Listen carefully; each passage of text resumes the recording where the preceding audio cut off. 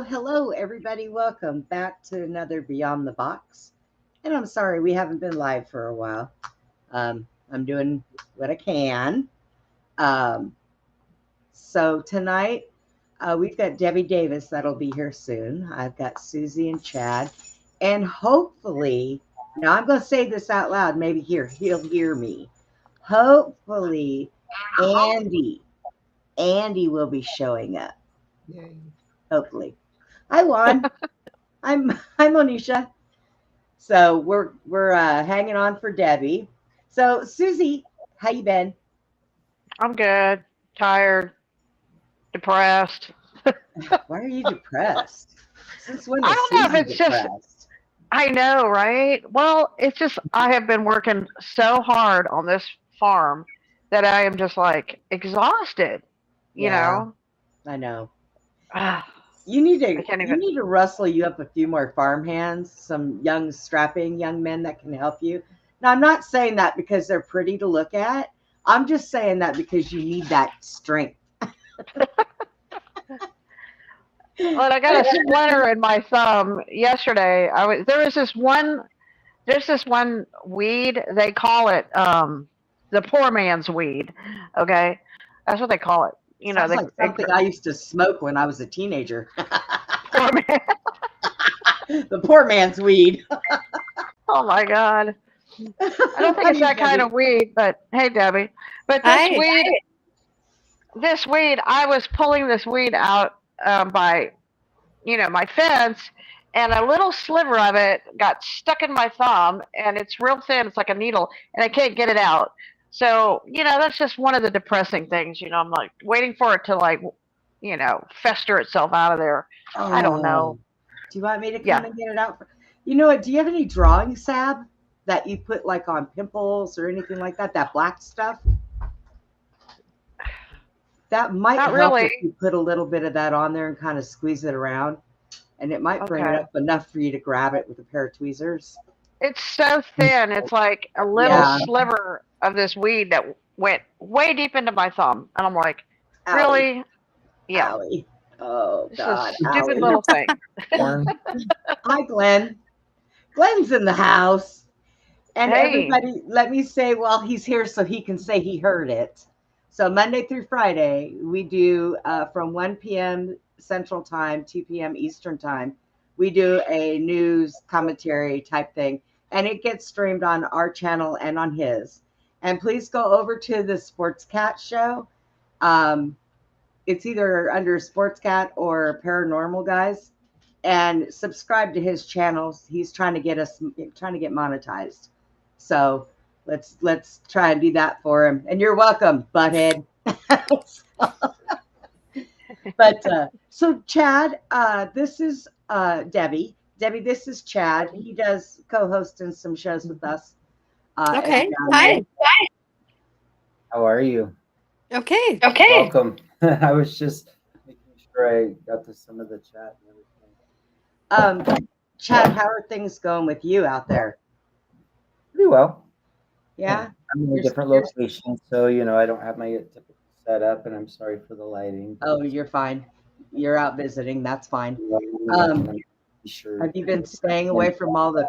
decided that that would be a little too much, so I'm set up with this Hmm. one. Are you staying away from all the crazy out there in Portland? Heck yeah. Yeah.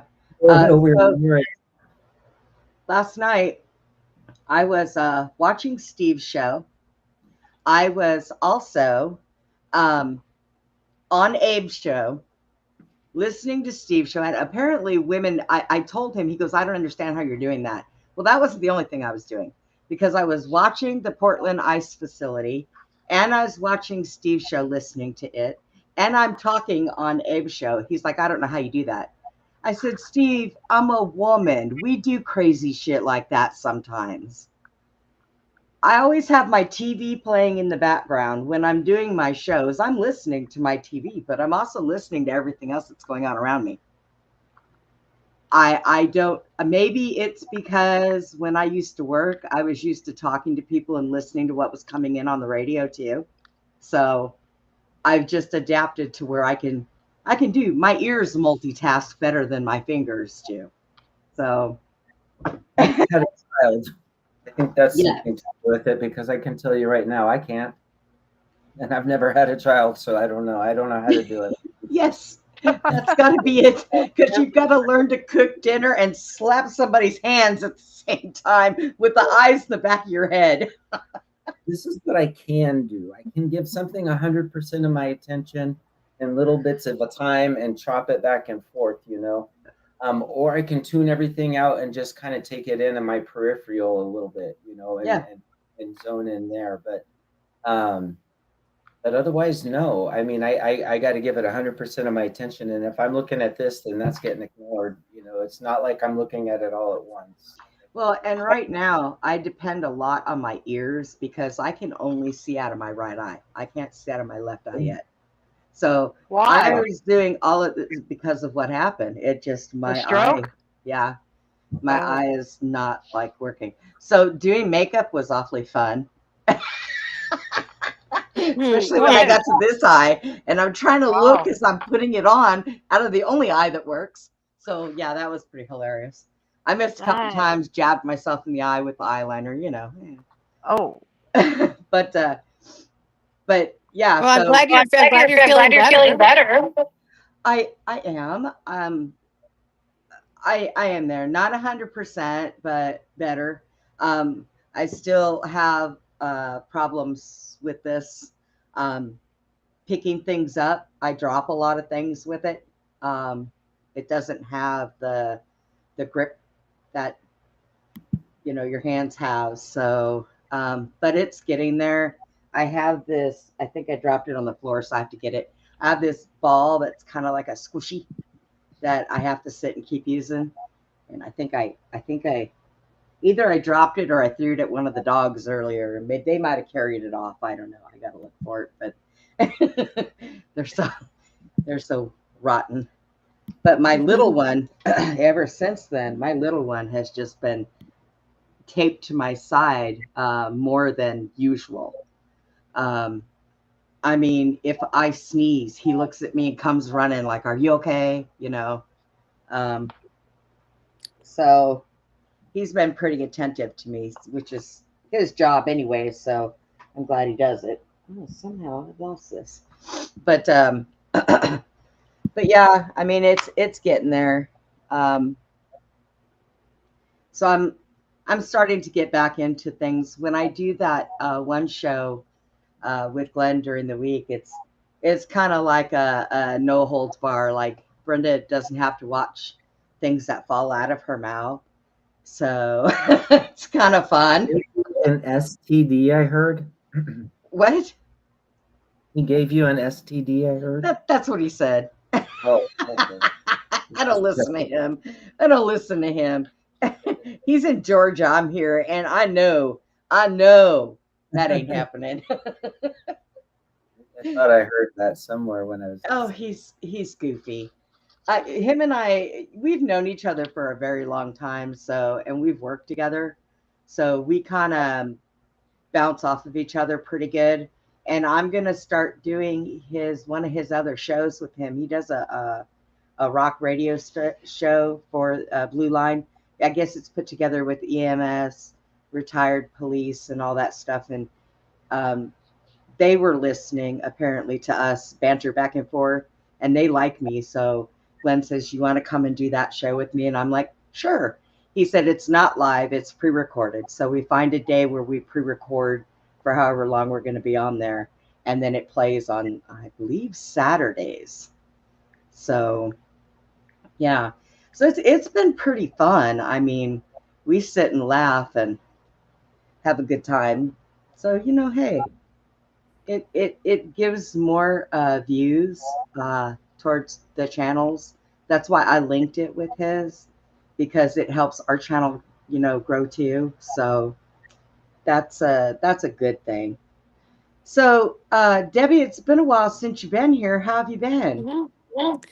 Well, Well, I'm I'm still being still being targeted, targeted, but it is a little bit a little better. bit better.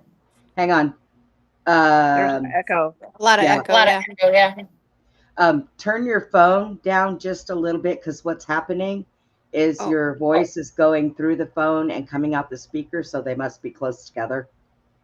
okay. Okay. Is that better? Is that better? No. It's well, it's still doing it. It's just not as loud. I don't know Yeah, how to, not as loud. Not Okay, as yeah. loud. Okay, yeah. how do I It's echo, stop echo, echo. that? We've never had that before, and you've been using a phone. Did you get a new phone?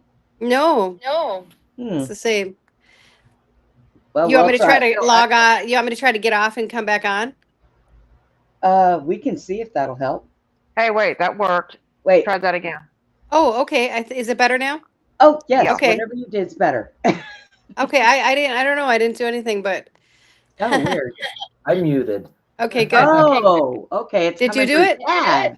Yeah, I muted Okay. myself, and that made it better, I guess. So I Okay. Oh, Then go ahead and mute. There weird. you go. So how have you been? Well, it's better. Some of the harassment is better, but I'm still like like I still have weird things like this, where I with my phone, like just last week I couldn't use my phone hardly at all. It kept it I go through it because it kept saying storage is full on my Oh, phone. And then I literally I was would for days I was going through cleaning it out. And then it would still say storage full. But I would look and I you could clearly see that I cleaned out at least so many gigs or whatever. So I know it's somebody is remotely hacking into my phone. And so literally and then so people try to call me and it goes right to voicemail, and then same thing is happening when I try to call them. And so it's like they're really trying to isolate me, so I don't have, so I can't communicate with anybody. So that's that been real frustrating lately. But yeah, it's just like so somebody will be standing right next to me and they'll call my phone and I won't hear it ring. It'll go right to voicemail. oh wow. Yeah. Yeah. So my phone's not ringing. And then, so I was glad to get your text, Susie, because sometimes I'm missing texts and, but yeah, so that's their latest technique. But they did something with my car, a few weeks ago, but then I just got my car back now. And, it wasn't too bad. I thought it was going to be worse, but, just brought it to the Kia dealership and I guess it was just a connection that was met, and so they just rehooked something in. But I thought it was like I I just went out to someplace, drove there, and then as soon as I left, my car wouldn't even click or turn over or anything. I was like, oh, this is really bad. I was like, I thought they like hit the whole control module or something because nothing was. Yeah, I was freaked out. So I thought that was gonna be like, but thankfully it just turned out to be a connection issue, and then that was that was fixed, so it wasn't too expensive. That's good. But yeah, it's just unbelievable that I'm still going through all these years later. But no, but it is getting a little bit better though. It is That's getting a little good. bit better. But That's good. I don't know. I just saw something came up on a YouTube that they're getting the National Guard to go after um s- to be working at the food banks or something. They think that there's going to be like a food they're going to try to maybe take the food away or there's going to be maybe if they take the EBT away. I don't know. What have you Yeah. heard about that? Do you think there's going to be Well, a big issue with the food list? Because that's I've what do you already think? been I've already been notified that it is a good chance that we're not going to have the EBT this month. I know why what's happening is happening, and everybody needs to take a step back. Okay, even though I'm losing mine also and can't really afford it, but that's okay, because what they're doing is they're abolishing so that they can redo it, because there are too many Oh people yeah. that have them that don't need them, and they take from the people that need them. Oh yeah, So yeah, yeah. I've I'm heard that this whole shutdown is like getting rid yes, of and then we're not going to when they reopen, they're not going to refund certain things, yes. right? Yeah, And that's what I then did hear that. Yeah. I know I've been seeing a lot of throwing out of SSI. The thing of it is that's going to go by state to state, and it's however much money the state has. Now, Texas, we already got our granted for the next year, so we're safe here. Who's going to hurt is going to end up being California. Okay. because Gavin Newsom has spent everybody's money. That's right, people. Gavin Newsom has spent your money. Oh, Um, that's where Other they're than the deploying fact the that they National probably Guard. have billions of dollars, you know. yeah, well, he ain't going to use those billions of dollars for nothing that has to do But with you know, the people in people. California, they got a lot of money, you know. No, not a lot of them. You'd be surprised. There's a lot of I'm saying homelessness out there. A lot. the prices of land, Brenda, are just unbelievable. But do you know who owns most of that land, Susie? Well, it's not that. It's just I'm saying like a lot of people in the states, like people like me who are looking to sell their properties and stuff, are looking at the fact that people in California actually have money to buy property in the rest of the state. So that's If my point. they, if That's just my point. that's right. If they get out of there in time, they may still have money left to be able to buy your property. They need to hurry the hell up because Gavin Newsom Yeah. has done some whacked up crap out there recently. Uh-huh. So it's been kind of yeah. But Are you but looking not to sell your property, Susie? yeah. Yeah, yeah, And where are we've you got it for where do sale. you where are you planning on going? Not very far, just you know, Oh, about an hour down the road. okay. We are going to Valhalla. We are going to we are going to a place of rest Valhalla. and serenity I where we like that. can Hey, that's a good name to call it, Valhalla. there you go where we can have a fire pit going and have Joel out there with his guitar playing lovely music, and we can all sit around and talk when it's nice weather out. And you know, I had a dream about this. I told Susie. Susie She said did. she She had a liked dream that about it. dream. Yes. Yeah, I like that dream. Yeah, I can see that happening. Yeah. it was very nice. It was very peaceful, and it's like we were Was shut I off from the naked? rest of the world. Did you say was you naked? Yeah, was I dancing naked? I'm picturing myself in this scene, and that's what I see myself doing. And Chad will be out there dancing naked. Okay. No alcohol for you, Chad. No, better not. You be dancing out there naked. Them horses and cows will be nipping at your butt. You better be running around with carrots in your hand. So These I not have that. These not that. Yeah. right. So I have been keeping an eye specifically on Portland. Um, I've been watching all the crazy stuff out there. Uh, these inflatable animals running around out there are hilarious. I have never seen such. I don't know. So Like one I big want to, Halloween party. yeah. So I want Protest to, parade. yes, and I want to address this difference. Okay. They're not peaceful protesting, but yet they are not rioting. Okay. Riots consist of burning things down, tearing things up. Now, they're not doing that. What they are doing is they are doing an unlawful gathering, and they are doing it's like an angry mob. That's what they're doing. Because I have I have sat here and listened to people yell about how ICE is stealing people that are 13 years old out of classrooms and putting them in zip ties. And no, they're not doing that. Okay, sorry. I'm watching what they're doing. They're not doing that. There are no children being zip tied, except for the ones that they have been finding. Let's see, at the horse track in Idaho, the strip joint in Houston that they busted. Um, that's where I've been seeing that. And they're yelling that ICE is nothing but a bunch of pedophiles and da da da. And I'm like, what the hell are you talking about?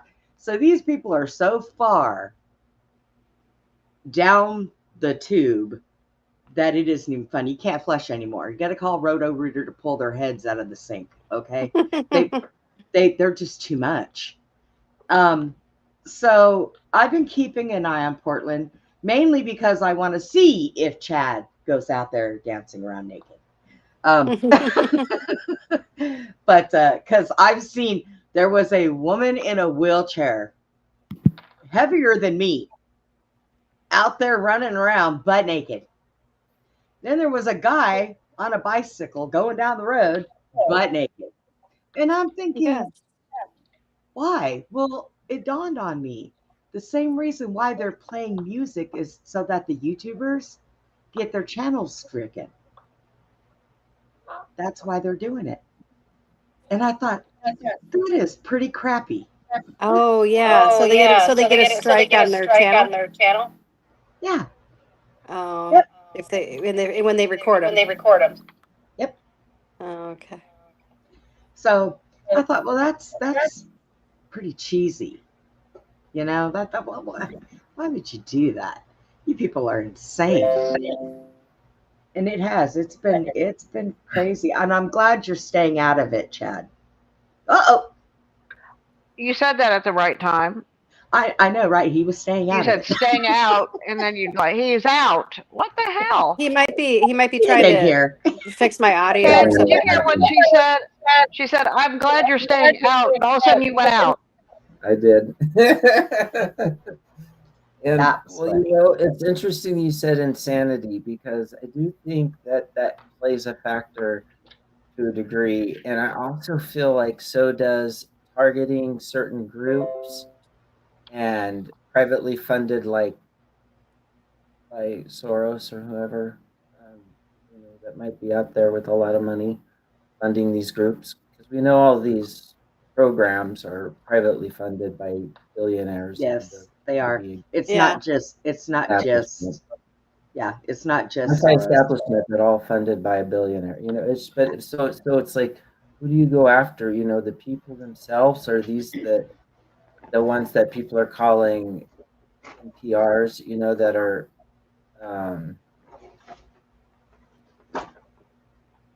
that you know, maybe baby souls, right. just you know, under influence of mass propaganda, and because they all seem fully convicted, you know, like they're really fighting against what they feel they're fighting against. That Yeah. um, they're clearly getting some kind of propaganda, and you know, and I'm also kind of seeing that on the right now as well. I don't know if people have noticed. The mainstream media and social media have gone kind of in separate directions. Let's say in regards to the Charlie situation. And one is just like watching over the fact that you know, the mainstream scenario is what we're moving forward with, and then the other one is investigating. And so both sides really do the mainstream kind of follow, you know, and then you get your extremist in there. I'm going to show you something.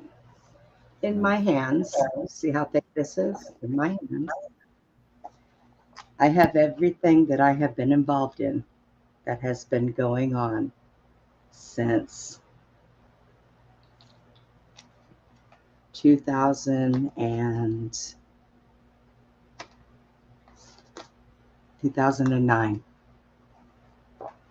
and what's been going on. Now, I do not have enough time tonight to go over everything that has been going on in this world. And I'm going to make one attempt when I do this to make everybody understand exactly who's doing what to who, when, where, and how, who is still here and who is not. And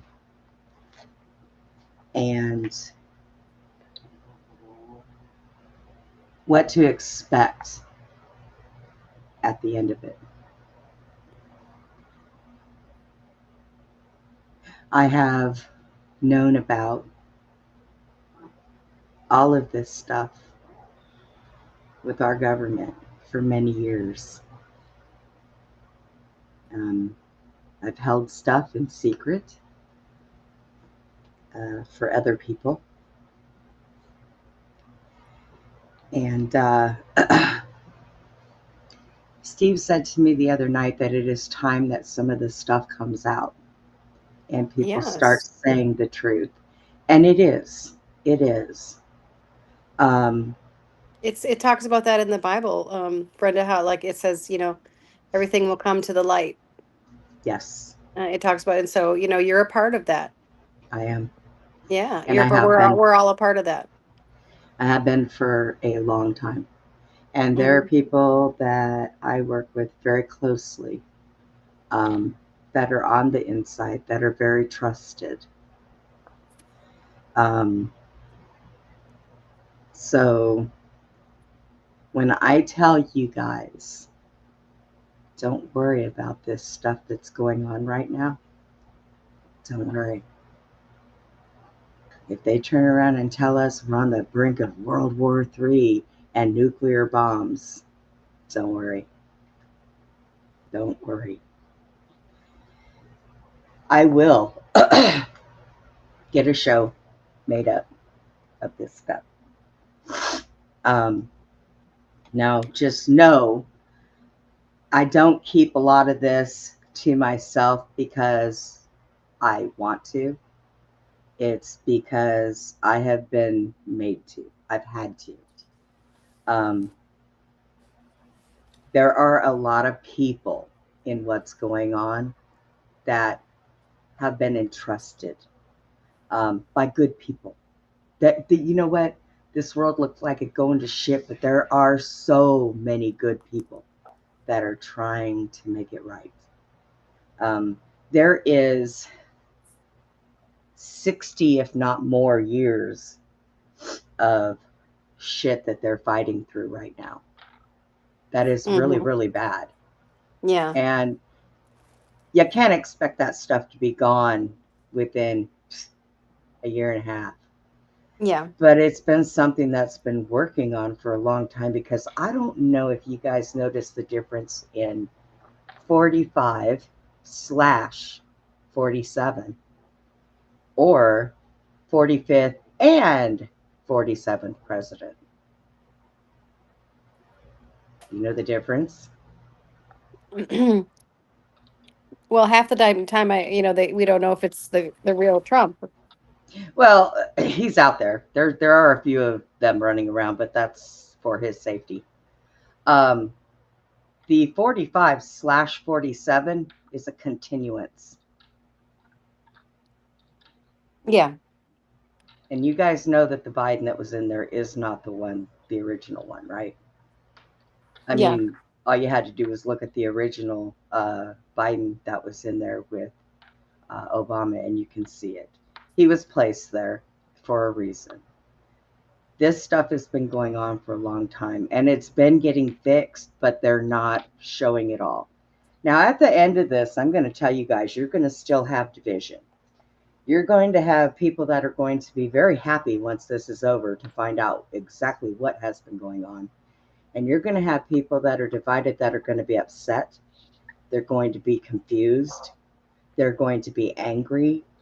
Um, and that's just going to have to happen at this point because talking to people, trying to make them understand things, forget it. It doesn't work. But there are a lot of ingenious people that are behind what's going on. And I don't I don't get upset about it because I guess because I know. So it doesn't bother me. I don't get angry. Matter of fact, when other people get angry and start screaming and yelling, I'm just like,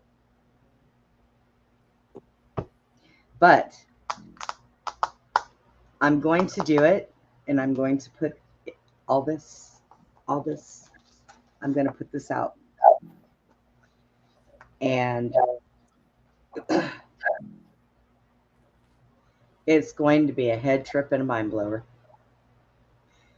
And whether you want to believe it or not, I just want you to sit back and think to yourself. Number one, have you ever seen such injustice as what was going on in the last administration? They went by Oh. They went God. out of line with law. They didn't pay attention to anything. Even Mm-hmm. the judges went against their oaths, all of them. Mm-hmm. Okay. It was such So a demonic spirit over the country. it was a cluster. Let's Oh, just just such a call us, cluster, yeah. we'll call it a spade a spade. It was a clusterfuck. Oh gosh, yes. Okay. Mm-hmm. And things are a little better now, but they still seem a little, oh my God. Okay. But a lot of it is so that people can see exactly what you're fighting against. Because I'm going to tell you, there's going to come a time when these people wearing frog suits are going to challenge people like us. And it's bound to happen. Now, they're trying to stop that. I want you guys to really sit and think about this. When there was a riot in 2020, when there was riots, they didn't call the National Guard out. They didn't. But now we have the National Guard going into sanctuary cities to protect ICE, where all these people are peacefully protesting my butt. So, why are they placing them all around in blue cities where they know there's going to be problems? There's a reason for that. And it's all in conjunction with trying to keep the American people safe. And Okay. I'm not even talking about deportation at this point. Okay. They're bringing the military in to cities around the United States for a reason. Okay? So, hopefully before anything goes out, I can enlighten everybody on what that is. Um, I hate to see the way some of these people treat some of the law enforcement. Now, I do know that there are some bad law enforcement. I know, I was in it. There's a lot more good than there is bad, believe it or not. There really is. Depends on what city you lived in. That's true. That is Just true. you can only Just speak to saying. relevant to where you're at, yeah, and what you Well, Yeah. know personally, not yeah. not Susie and I both have had a terrible yeah. experience with the sheriffs, right? Right, Oh, Susie? I know what Yeah. happened with Susie. That's because she got tied up in some that had big ties to no people. No people. It's But horrible what happened with Seems like but my the trail that I walked down since I was a child. Everywhere I go, I walk into it, into the bee's nest. Sus- Susie, yeah, you're like a sticky pad. You're like I'm one of like a those mouse magnet. sticky pads, and you go down the Yeah. road and just every mouse jumps on and sticks to you. We got to Yep. stop that. We're gonna have to fumigate. That's what we're gonna have to do. I'm like a magnet. I'm like drawn to these places and these people or something. Right. But I'm going to go ahead and release a when I release this stuff, I'm gonna put it in files. Like I'm not gonna do it all at once. I'm gonna give you one section at a time so that you get it.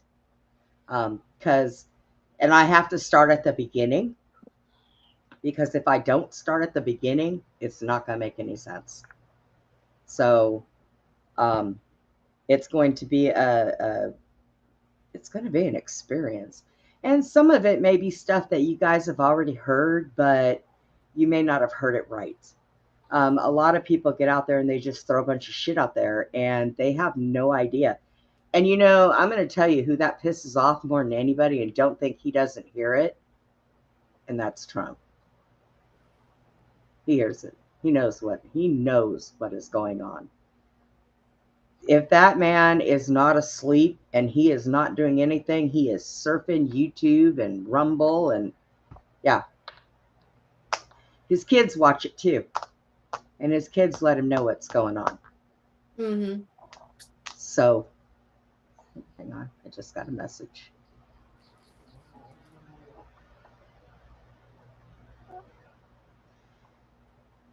And as a matter of fact, there is a kid watching right now.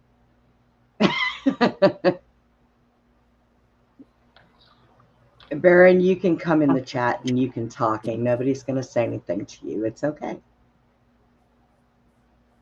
So, but yeah. So I am going to go ahead and release this stuff and let it go, and So it should make sense when I do it piece by piece, and then just when I do it piece by piece, then you can ask questions on anything that may have not have made sense or that you didn't understand. It'll be easier to answer that way. So it'll work better. So I am going to do that. I feel that it's time. I was going to do it on a show with Steve, but that it's not going to work out well. So I'm just going to do it on this one. Ha! Good. I look forward to hearing that. It's because I could be an ass like that. because Brenda, right now the stage is the world is a stage, And it is set right now. yet it's not an act, but it is a performance, and it is like a real life performance. Yep. And it does have acting, and it does have acting in it. Does have bad acting and good acting, yes. Yes. But it's yeah. You have a lot of witchcraft in that area where you're at in Portland, don't you? Oh, I'm not in Witchcraft. Portland, but Oh, I thought. I'm hours away from Portland. Oh, okay. Oh, no, wait, you're not in Portland right now. But Oregon in general, yeah. But I might Because go up there. that's what I'm battling is some of those people over here. Yeah. You said you I might go up there and run get naked in the naked streets. and dance to Ice Ice Baby. I'll have some like little. So what you're saying is we should all have bell money ready for you. And tip money. I'm gonna have a little thong on, so you know. Oh, maybe you can raise your own money before they come and grab you. No, I would never do anything like that, people. Just letting you know. Yeah. I would not represent like that. Don't try this at home. However, the other side seems to be doing quite well at it. I mean, I saw some lady up there, like she was dancing for tips with a protest sign on top of a car. Yeah. You know, the techno music. Suzy, have you seen any of what is going on with some of these protests? Thank God I haven't. Girl, if you ever decide to, grab you a cup of coffee and just sit down and be prepared to laugh. Because I have seen some of the silliest shit I have ever seen in my life going on in these protests. I mean, it's so dumb. Like no kings. Like Trump's not trying to be a king. What is the point? I'm not trying to be a king. Well, he's like, I'm not a king. He might have been a king in a past life when he was Cyrus, King Cyrus. Yeah. It might be his, like kind of like part of his, Now soul. somebody else made that. Yeah, he's from a special bloodline, but these I had a dream. I had a dream about him. They don't even know what they're doing. They're just they're ridiculous protests. I had a dream about him, and we were talking about the protests and in this dream, and he was saying that he was not concerned about the false protests and things that are going on, like all the hoopla. He wasn't worried about any of that stuff, he said. But he was concerned about the American people. That's what he told me.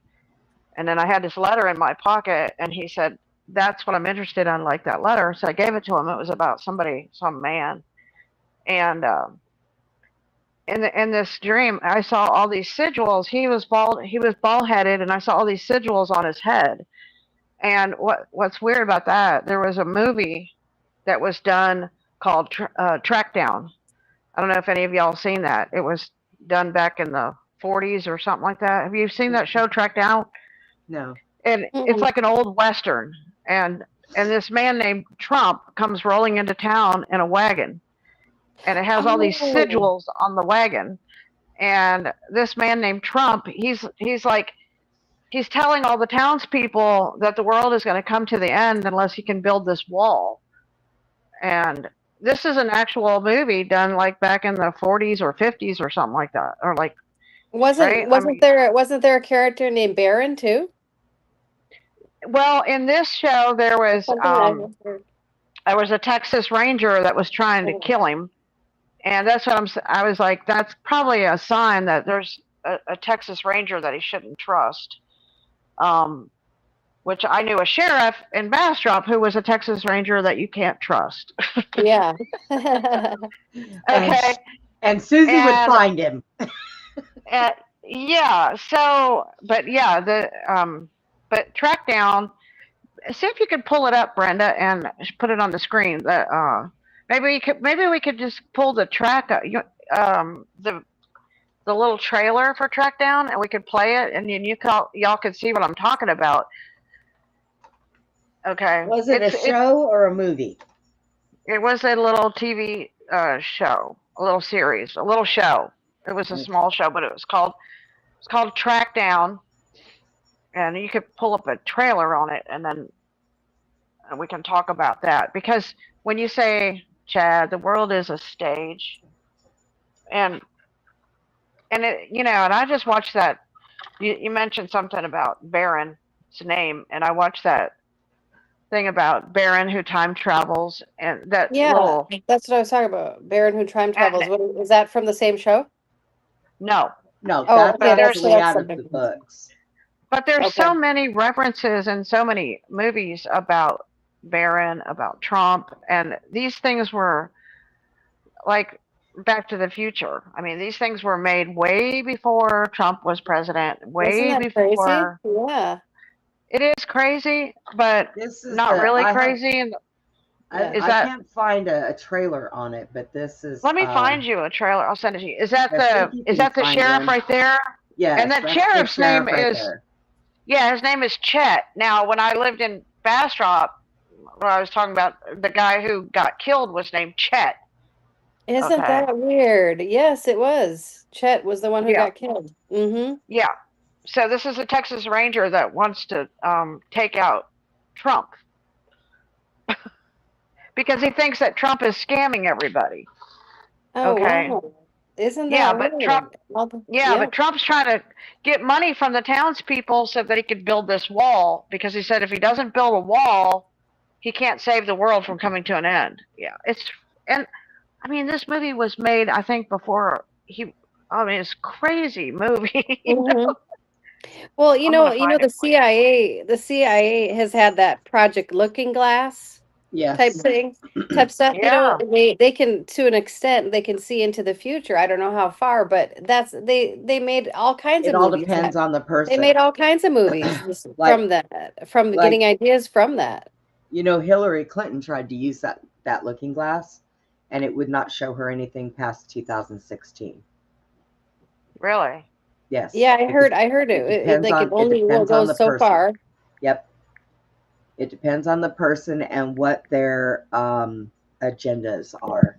Yeah. You gotta find a pure enough virgin. Yeah. Yeah. Yeah. How you say so? Gotta have a pure enough version. Oh, come on. I can't reach. Oh, yeah, but we have a lot of crazies here that they're part of the riots and everything like that, and they're part of witch covens, and they're part of these dumb riots like that you're talking about. Yes. We have a big witchcraft coven thing here in like this one town just a little bit north of here that says right as you enter the town, Halloween capital of the world of the state, you know, like they're proud of it. Like they're in Anoka, Minnesota, and you know, and then you know there's this other town, you know, they have like this Witches on Main event, you know, it's like, and then there's this place in St. Paul. It's called The Coven, and it's like a workplace. It's like you can, you know, rent a workspace there and everything. But it says right on the website, you know, like we practice casual rich witchcraft, you know. It's like they're just open. It's very open witchcraft here. And it's yeah, and they're all part of all of these riots and stuff like that. The covens, yeah. So we have a lot of that. I know there's a lot in, you know, like I said, in Oregon and stuff too, but nobody knew how bad the problem was here in the Midwest until recently, you know. Yeah, I've been watching a lot of the stuff, even in Oregon. I've been seeing them come out where they seem dressed as witches, Mhm. and all that. They're a lot more organized than what people think. The covens, they're a lot more Yes, organized and they're a lot more connected than people think. You know, they're connected with the agencies. The three letter, a lot of them are work with the agencies. You know, they're not, and it's high level witchcraft. Like they're not just, you know, like like there's nothing casual about witchcraft. Witchcraft is witchcraft, you know. It's like, right, oh, we're just gonna casually you know, cast a spell on you. You know, there's nothing casual about it, but they try to act like, you know, play it off like they're, you know, that they're just like they worship the earth and they're not doing anything wrong. But no, it's way more evil and sinister than what people think. yeah. I've had these people You get it, after me. Brenda? Sorry. Did you Did you send it get? through Yeah, Messenger. Messenger? Not yet. Not yet. Oh, I sent it a little while ago. Oh. So let me tell you some crazy stuff that's been going on. So apparently today in Austin, Texas, somebody walked into the Austin Public Library and opened fire. Oh, What? wow. Yep. And then last night, Susie, when I was talking to you on the phone, I remember saying, "Oh, I hear sirens." And then they quit, and I didn't think anything else of it, right? I no sooner got off the phone, and my landlord called me and said, "Did you hear what happened?" Now, mind you, the high school is across the street from me and down, not even really a block. Okay. After the football game, apparently there was a sore loser and somebody shot somebody at the high school across the street. Oh So, wow. yeah, it was crazy. Yeah, says you got it. I just did. I'm trying to see how long this is. It's about 4 or 5 minutes. It's a short one. Okay. I was trying to find a short little. I need to put it over here so that I can bring it up over here. Got to move things. I got Yeah, to I saw jog these things around. sigils. I saw these sigils on Trump's head, and then in the dream, Obama tried to enter into Trump, and then Trump got scared, and I got scared. We said we got to go. But I was trying to tell Trump in the dream that I remembered who he was in all his past lives, and he was King Cyrus. And you know, everybody says he was Cyrus. Well, said that in my dream, and I saw these sigils on his head, but in this movie, they were on his wagon. Just saying, it's kind of weird. Okay. Okay, this is I'll play it. okay. I'll play it.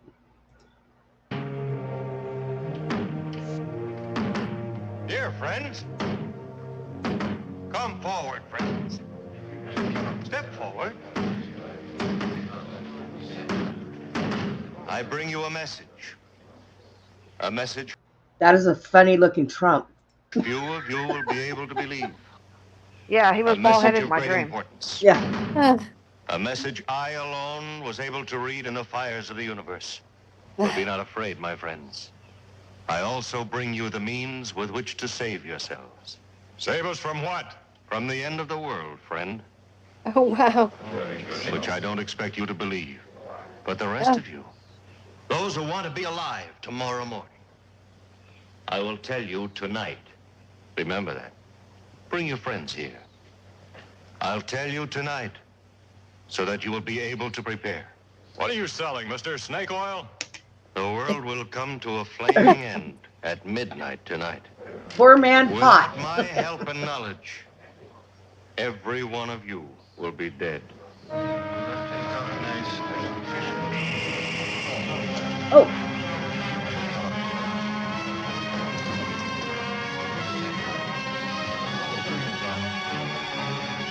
He's gone. Got a name? Time How about it traveler. fits? Oh, something happened to him? He died. Your name is Trump? Hobie didn't know what Trump's pitch was going to be. He was sure of one thing. It was going to cost the people of Talpa. Since the sheriff wouldn't stop Trump, Hobie had to find somebody who would. You hear about Trump? Yes, sir. What are you going to do about him? What do you want me to do? Stop him. Trump hasn't given him a thing to go on. There's got to be some way to stop him. It's funny how a big lie can make us all kids again. Hobie had checked the town. The people were ready to believe. Like sheep, they ran toward the slaughterhouse. And waiting for them was the high priest of fraud. I am the only one.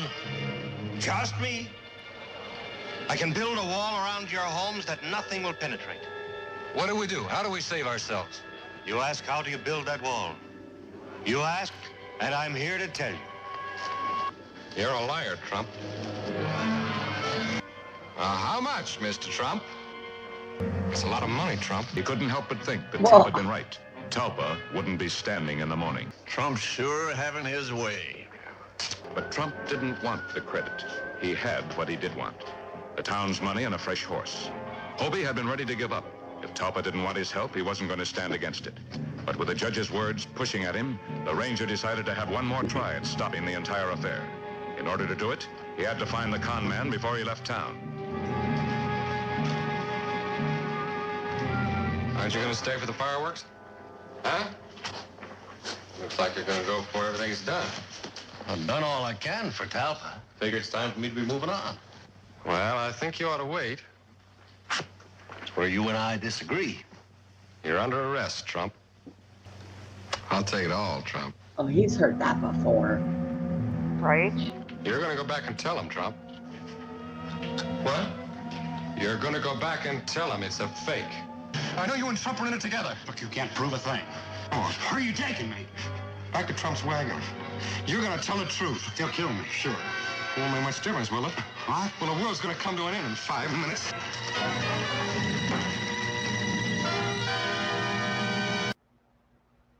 Hobie explained how Trump had set fire to the wagon. Until the crowd knew that everything Trump had said was a lie, there was no hope for Talpa. The confidence man would always get the credit for saving the town. As long as the parasols were up, Trump was still believed.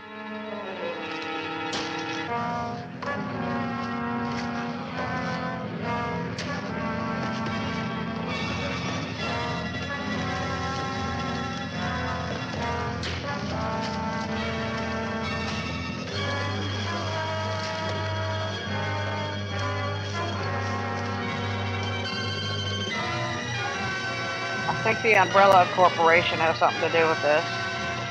Right? It's after 12!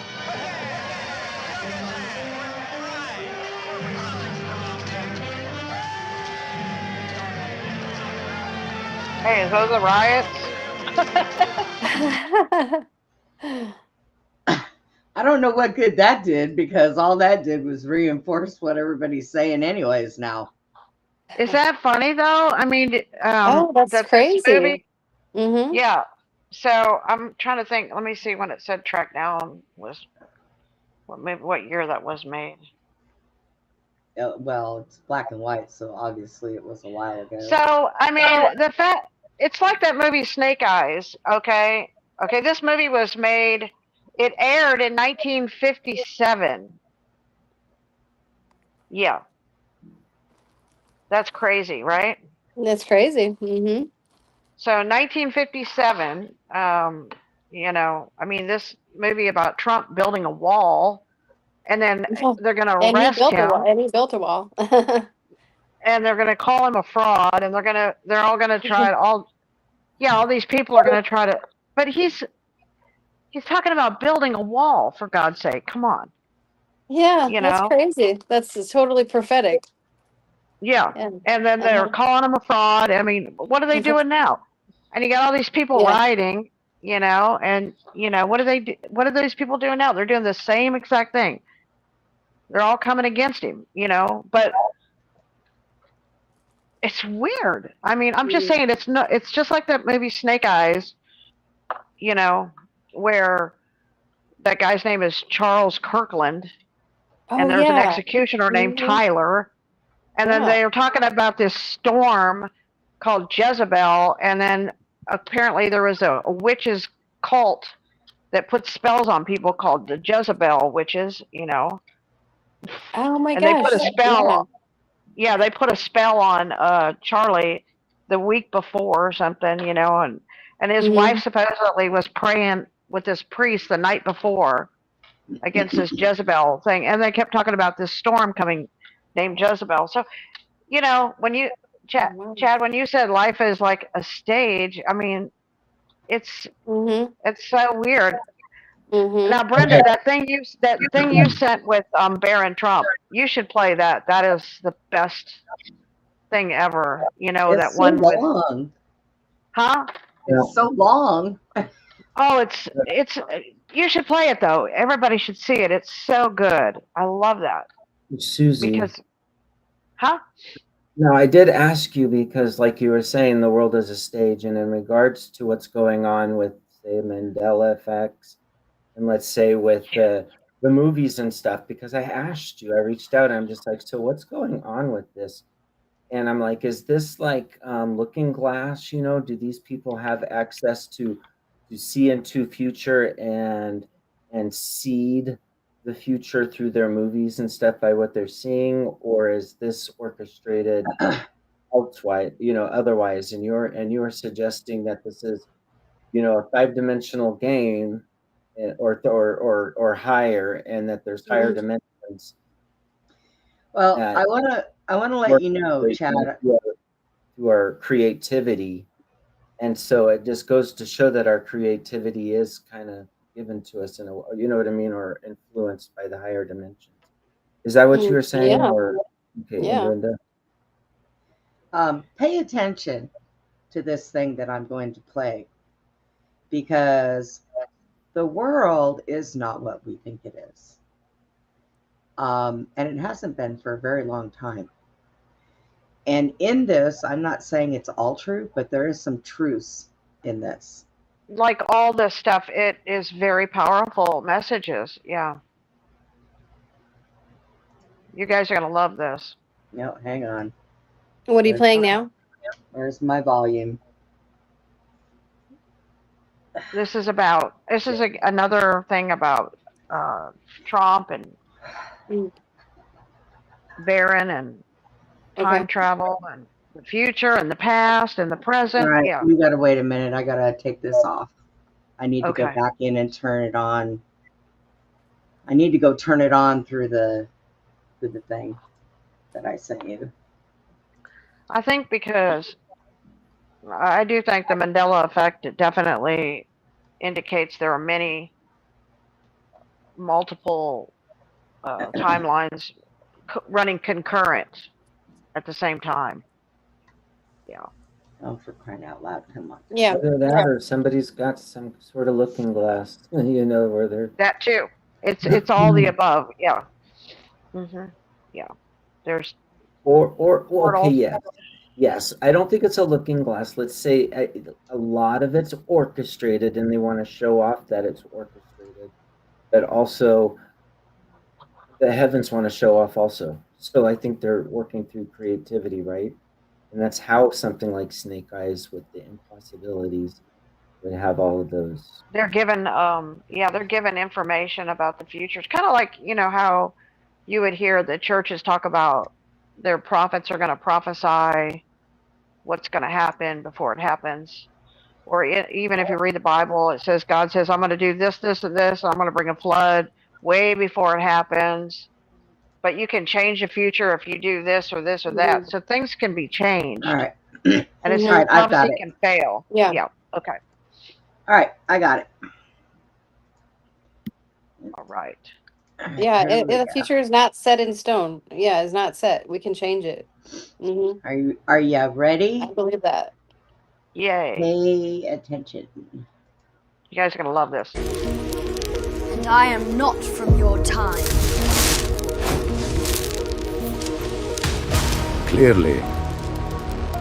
Clearly not so. History remembers Nikola Tesla as the wizard of electricity, a man who dreamed of a world lit without wires, who claimed to hear voices carried through cosmic currents. But history does not record what happened in the quiet hours of January 1913, inside the New Yorker hotel. Because that night, if the whispers are true, Tesla saw something no scientist had ever seen before. A visitor stepping out of time itself.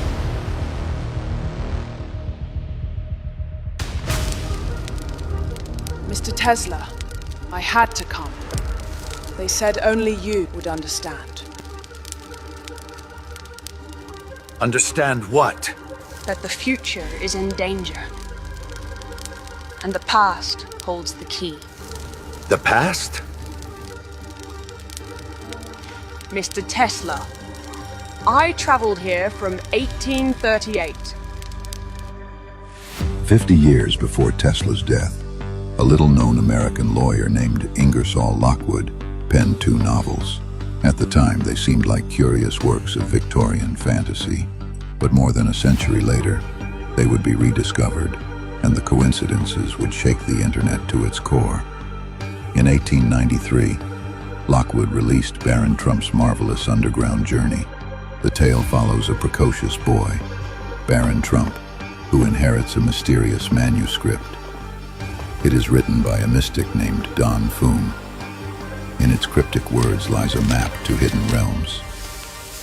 Baron departs from Castle Trump, journeys across Russia, and descends into vast underground worlds. Along the way, he meets strange peoples, discovers portals between dimensions, and learns that the future is shaped by choices in forgotten places. A path is written through Russia, beneath the earth, to worlds unknown. 3 years later, in 1896, Lockwood published another tale, The Last President.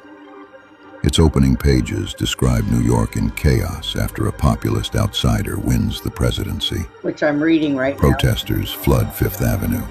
Stores are looted. The city teeters on the brink of civil war. To modernize, the parallels are uncanny. A boy named Baron Trump, a populist president, New York in upheaval. Were these the inventions of a whimsical writer, or fragments of something else? A glimpse of events not yet lived. Lockwood was no prophet. He was a lawyer, a satirist. His books fell into obscurity, gathering dust for a century. And yet, when they resurfaced in the digital age, the coincidences sparked a storm. People asked, were these simply stories, or were they echoes? Echoes of a timeline that someone, somehow, had already walked. What if Lockwood did not invent Baron Trump? What if he remembered him? What if these tales were not fiction at all, but the record of a traveler stepping between worlds, leaving faint footprints in history's pages? January 7th, 1943. Nikola Tesla is found dead in his hotel room. Once the celebrated genius who lit the world, in his final years he was dismissed as eccentric, obsessed with pigeons. Now, I'm going to tell you, Nikola Tesla was not found dead in his hotel room. He was taken and he was starved to death by people trying to get stuff out of him. His work was all taken and distributed. That And might then be a they- Mandela memory. And And in this, you will find out where some of his work went. Not, I'm not laughing at. I'm just saying we have so many like different stories that are probably legit on both ends. You know, just saying. Ranting about death rays, convinced spies were watching his every move. But behind the strangeness lay a man still haunted by visions. Tesla had claimed that during his high-voltage experiments, he sometimes saw the past, present, and future unfolding together, as if lightning had torn a hole through time itself, showing him glimpses beyond human reach. Most dismissed it as madness. But what if he was right? The day he died, federal agents swept through his room. They seized trunks filled with notebooks, diagrams, and devices. Officially, they were cataloged and locked away. Rumors spread of blueprints for death beams, limitless energy machines, even devices that could bend time itself. One man was called to review these papers, John G. Trump, an MIT professor, expert in high-voltage physics, and uncle of a boy who would one day become President of the United States. Officially, John Trump dismissed the work. He called it speculative, brilliant but impractical. Yet the story does not end there, because some believe he found more than he admitted, that he became the guardian of something Tesla had glimpsed, something never meant to be forgotten.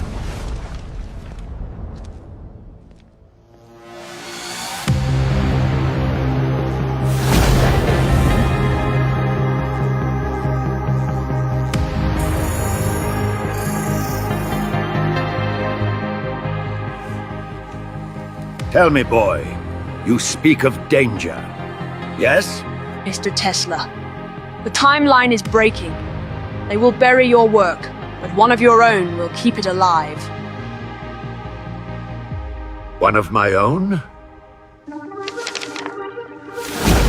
Who's there? What do you want? Guard them well, John.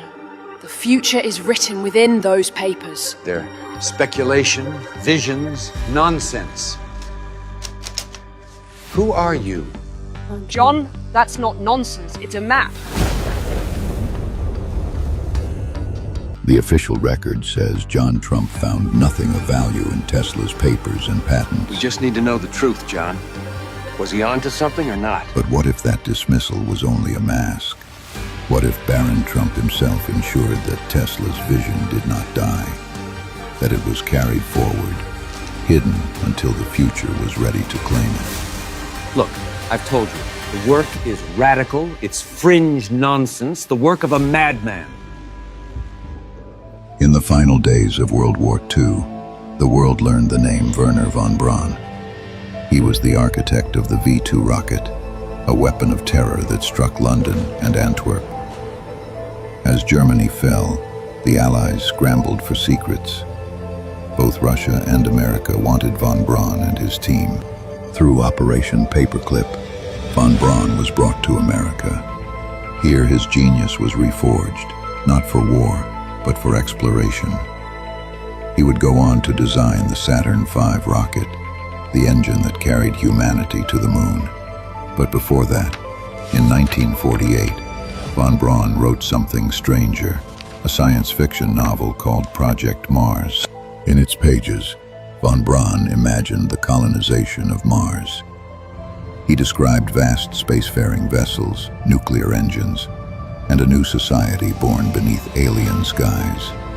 But one passage stands out. The leader of Mars, von Braun wrote, would not be called a president, nor a king. Instead, the ruler of Mars would carry another title. He would be called the Elon.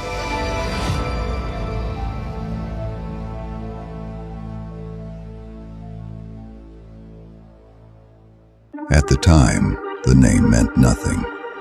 It was a curious detail, lost in a book few would read. But decades later, a man named Elon would rise. Elon Musk. a boy born in South Africa who grew up dreaming of rockets. A man who would one day stand before cameras and declare that his destiny was to build a city on Mars. Coincidence or prophecy? Did Von Braun, a man obsessed with rockets and the stars, glimpse more than he could explain? Was the Elon just a name plucked from imagination, or a fragment whispered from another timeline? Elon Musk is not a character. He is real. His rockets roar into the sky. His vision is clear. Make humanity a multiplanetary species or perish on Earth. But the question remains, did he choose this path? Or was it chosen for him long before he was born? A boy in 1893. A genius in 1943. A custodian of secrets in 1943. A rocket architect in 1948. An entrepreneur in our time. Each separated by decades. Each connected by threads too strange to ignore. Was this really coincidence or choreography? Tesla once said, "The past, the present, and the future are one." To him, time was not a line but a current, a stream of energy that could be seen, tapped, perhaps even traveled.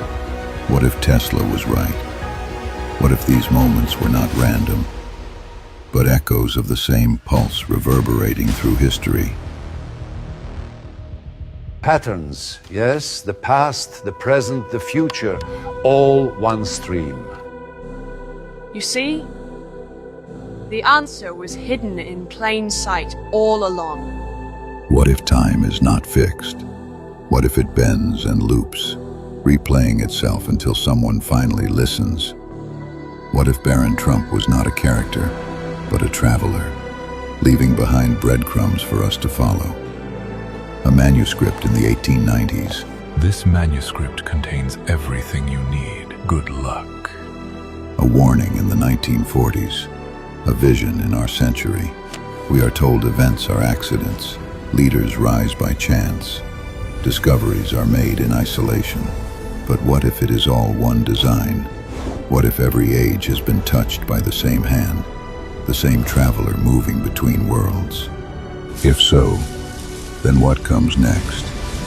If Baron truly walked into Tesla's lab, into John Trump's office, if he whispered through Von Braun's pages, and now into Elon Musk's vision, then we are not writing our own future. We are following a map left for us long ago.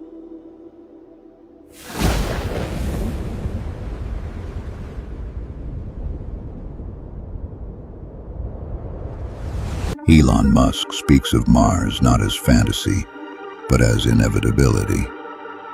Stainless steel towers rise from the Texas coast. Engines roar like thunder from another age. His words are clear: become multiplanetary or face extinction. For many, this is ambition. For Musk, it is destiny. But was that destiny chosen by Musk, or chosen for him? Werner von Braun, writing in 1948, declared that the ruler of Mars would be called the Elon. Decades later, Musk bears that name, building ships to claim that very planet. Coincidence or prophecy fulfilled? Destiny was always yours. Prophecy is only a story that survives long enough to meet reality.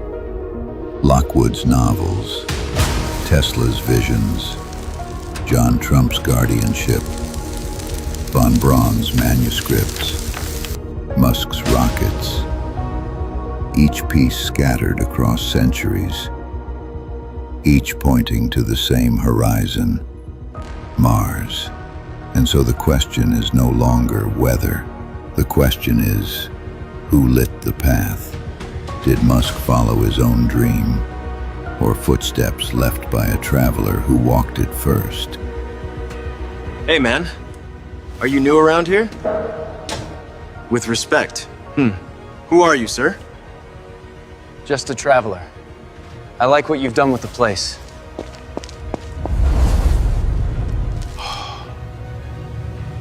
Cool. Maybe these were only stories. Lockwood weaving fantasy, Tesla chasing lightning, Von Braun writing science fiction, Musk following ambition. But perhaps the dream was a message. Perhaps the message was a map. And perhaps, in rooms lit by coils and candlelight, the future one stepped through to make sure we reached it.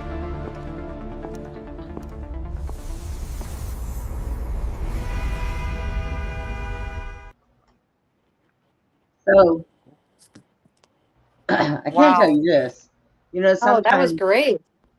sometimes when you go through certain things in life, like they say, you come back and you had a past life and you have a hard time remembering things. But when you actually spend your life time traveling, you never forget anything that you went through. Ever. Hint, hint. Okay, wait a minute, because I was gonna make a joke. You Go. said you don't forget. I didn't. I just couldn't remember. But I was like, "There's no way to ask Baron and to verify any of this because the Men in Black would be sitting there waiting for his ass to get back and erase that memory." Already so there's been no done. way of knowing. Already been done. It's already been done. But now, Wasn't that great? Wasn't that just a Elon, great presentation? I love that. Elon, it asked, is this his actual dream or is something that he was born for? Now, I'm going to tell you guys this. Well, I am a flat earther. Okay. I do know we have an ice wall around us. We are kept captive here. There are other worlds, and there's maps to prove it. Older maps, the original maps that were in the original Bibles, they show flat Earth map. Okay. Mars, I believe, is one of the colonies that is outside the ice wall. That's why we get people in like the super soldier program and stuff like that say they've been to Mars. I do believe they have. Now, they may not know how they got there. They may not have that memory.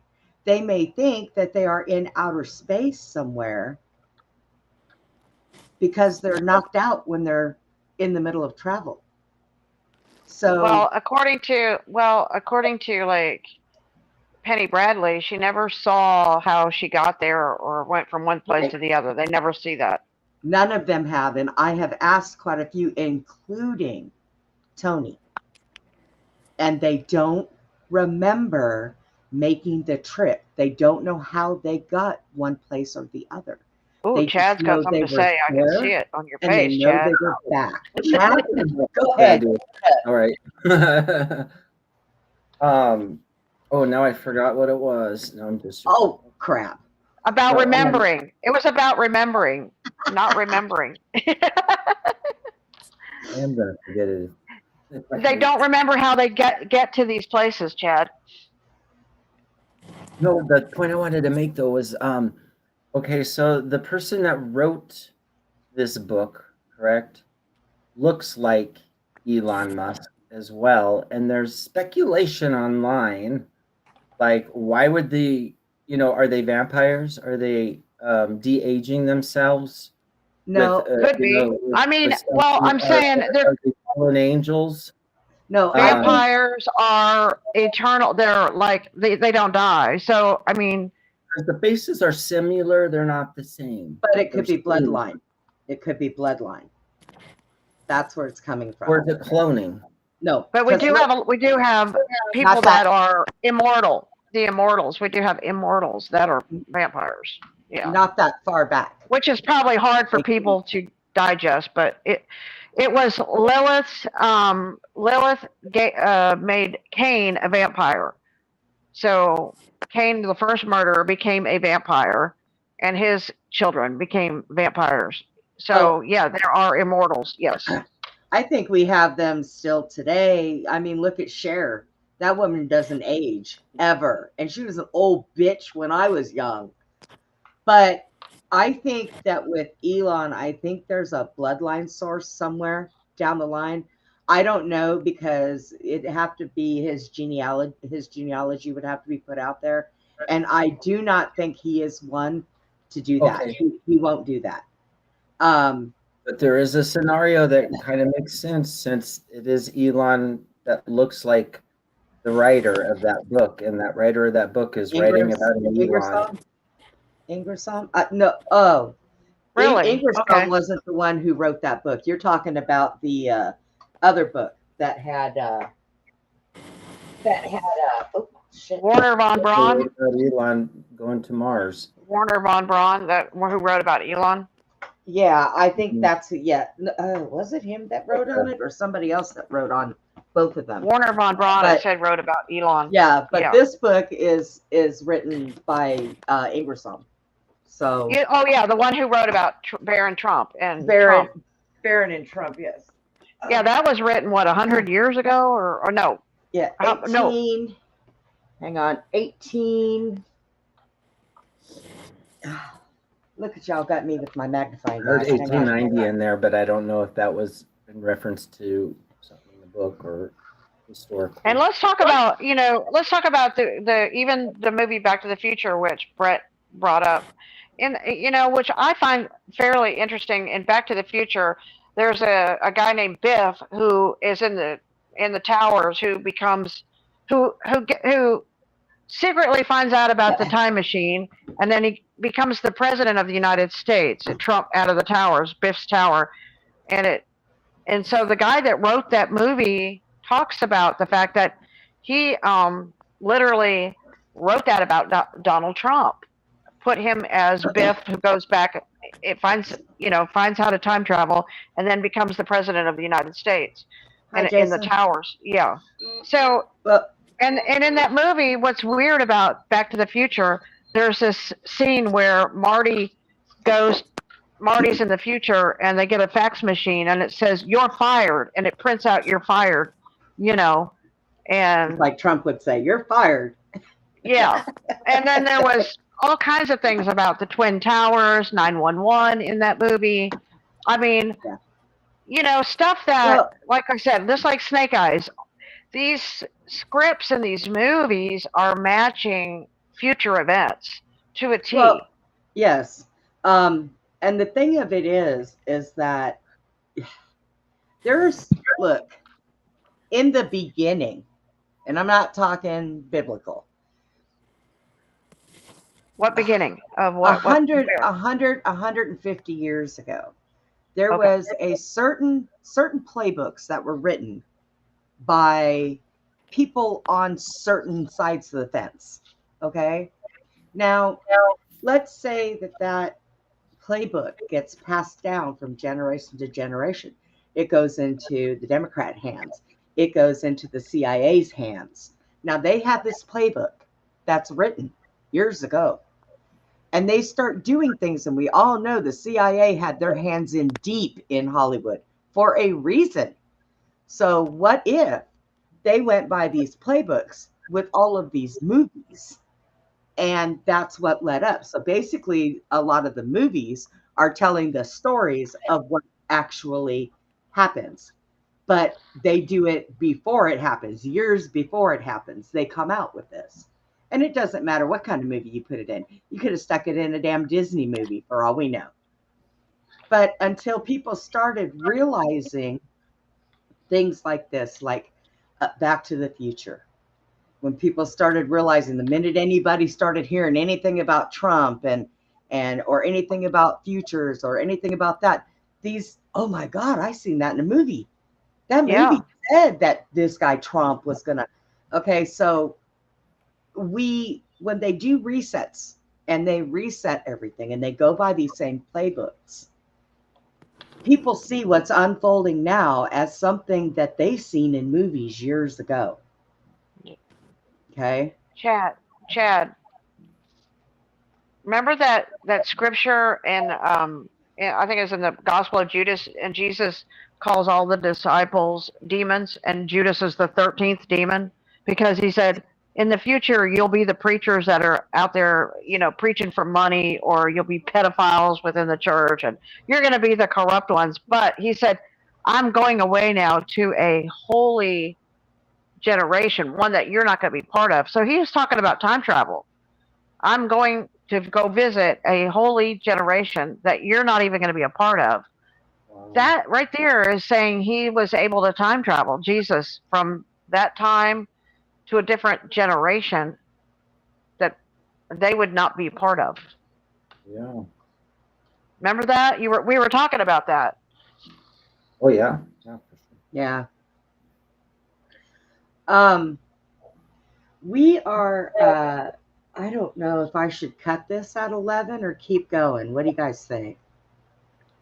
I mean, we can keep going. I just got to play an intermission and run to the bathroom. Well, go. Why don't you just run to the bathroom and we'll just keep talking, Brenda? You just take off. Oh, yeah, I guess we can do that. I'm still here. I just had to charge my phone. Oh, no problem. All right, I'll go ahead and do that then, and you guys can keep talking, and then I'll be back. Don't do anything I wouldn't do, and if you do, you better name it after me. Okay. Funny girl. So yeah, isn't that Jesus was a time traveler, apparently? Well, we kind of could figure that anyway. He would, he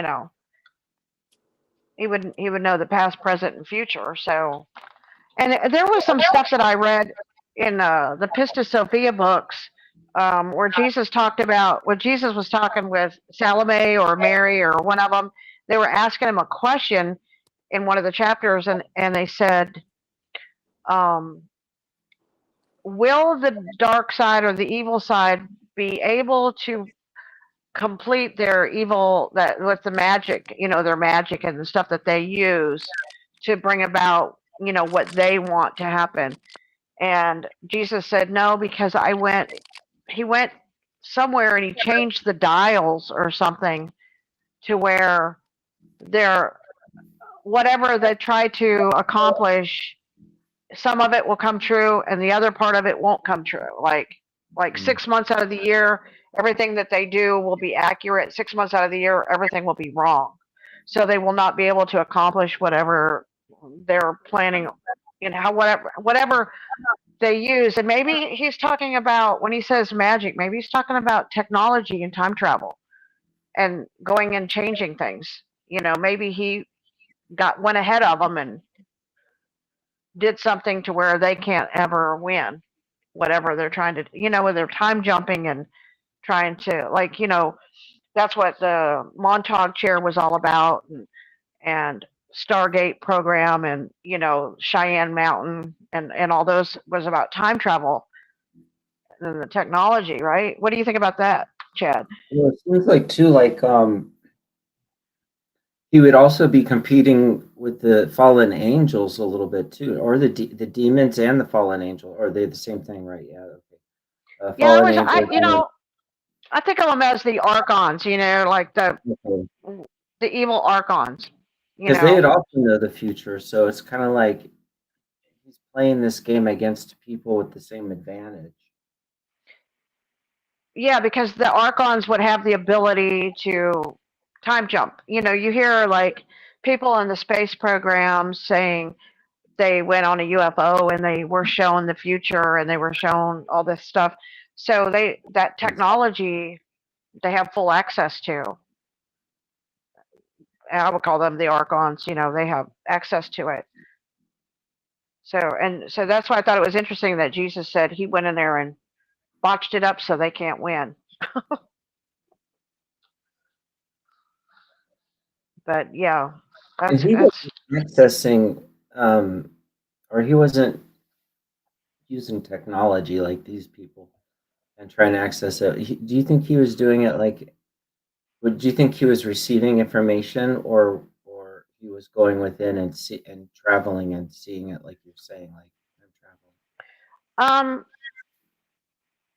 I don't think that he was using the technology. As far as what I No. read, yeah. So he must have It, been, the angels would tell him, or he would be able to foresee it, like in his mind, you think? Or time travel, explain that maybe what he was doing. yeah, I think it was time travel, Um, this is weird. One time I had an experience where I was younger and I was given a ride home, and this guy was driving the car. He told me that in heaven you can just think where you want to go and you go there, and that God, it is what he said. God had given everybody in the future in this place their own planet. Like literally, you get your own planet. So if you want oceans and fields and horses, you get all that stuff, and that you can go visit your friends just by thinking, and you can go to their planet or whatever. It's how vast the universe was. This guy was telling me that, and I was, because he was explaining to me that it's in thought, that you think it and that you're there, you know, and which kind of goes in line with what Jesus said: knock and it shall be open to you, ask and you shall receive, seek and you will find. I mean, it seems a little more simplistic, that way of obtaining, you know, that time travel. By thinking about it, you go there, like kind of like what they say, people have ESP or something. You can read each other's thoughts, like, or you think about somebody and then they call you on the phone and you were just thinking about them. Susie does that to me all the damn time. I'll be getting ready to push the button. I will have her name up to push the button, and all of a sudden it'll ring and it's Susie. And I'm like, she did it again. Yeah, you've been telling me that the last couple of weeks, that I keep doing that to you. Like when I call you, I don't talk to you for like 3 or 4 days or something, and then boom, right? You're getting ready to call me and I'll call you. That's funny. But so I think it's a thought that he was, and then so I asked this man, I said, like, how do you know these things? And because it seemed like I was talking to an angel or somebody higher up that was telling me these things. And of course, he just at that moment, he says, well, I got to go now, and he stopped me at front of my house when he said that. And when I opened the car door, I was like 17 years old at the time. I opened the car door, and the whole world had stopped, like it was silent. And I looked around, and there was no traffic noises, no cars, nothing moving, no birds, nothing. And I looked at the man, I shut the door, and then everything started up and he drove off. So I thought, wow, I just had an encounter with somebody that was a little higher up than, the normal person, you know what I mean? And just told me about what heaven was like. Heaven is a place where you just think it, and then it is. Like you're there. Like you can travel that way, We lost Debbie. Where did she go? I don't know. Maybe she drop off. Maybe she's letting her phone charge. But yeah, that thing about Baron was sent to me by somebody, and when I seen that and I watched it, I thought, oh boy, I bet Susie'd like this. So I sent it to Susie.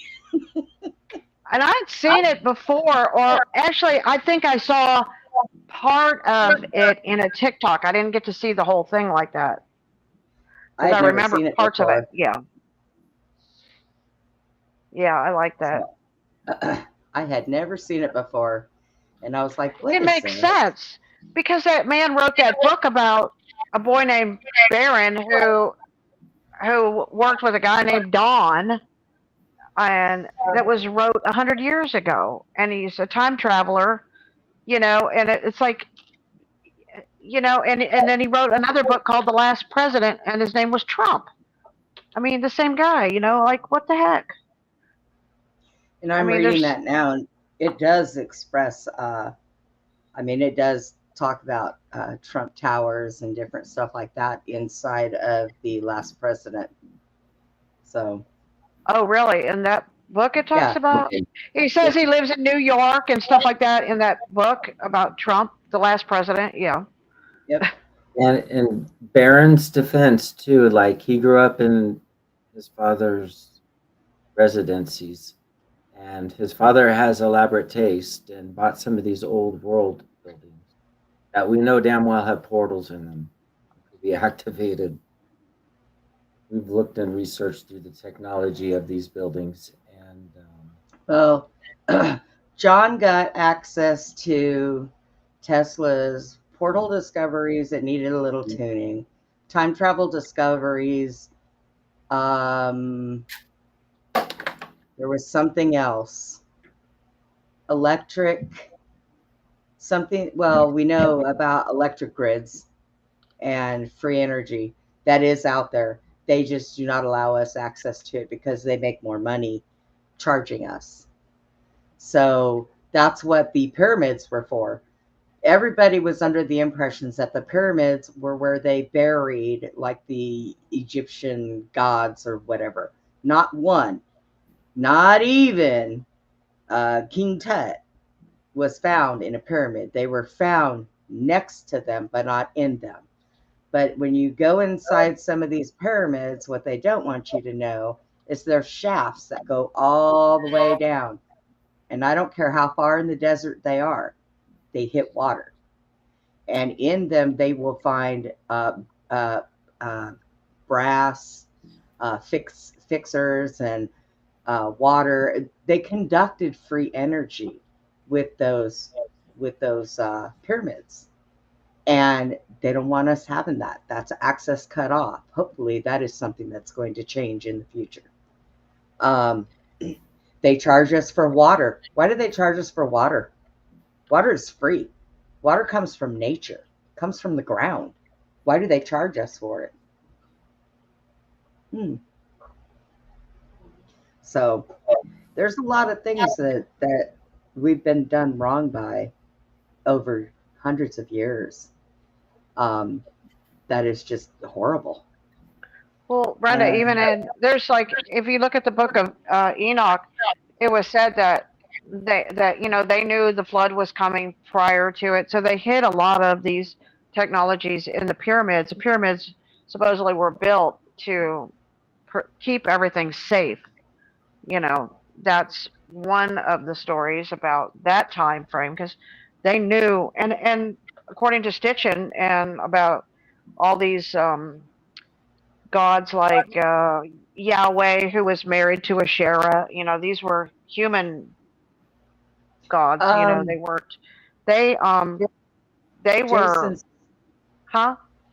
Jason said they found mega structures underneath it. Underneath what? One of the pyramids? Yeah, they did. They found like these big things that they recently have been finding. People. So look, there are cities underground. We walk on top of people on top of people. There are cities underground. I've seen trucks, the way they deliver to them. They go into the side of a mountain. You don't see a road come out the other side. So Stitchin was saying that these Anunnaki gods, these archons, that when he was referring to the pyramids, he said they were using them as like airports for their ships. Okay, their spaceships. That's why you see a lot of writings on the Egyptian walls and stuff of spaceships and bombs and stuff like that, because they were using it for like an airport for these ships back then. Well, all I know is, like I said, we were all raised under the assumption that this is life the way it is now, and this is the way the world is what we see. But it is not. And it is all a cosplay, and there are good actors and bad actors. Chad is right. World right now is one big stage, and it's been this way now for the last definitely invoked really strong since 2009. Yeah. So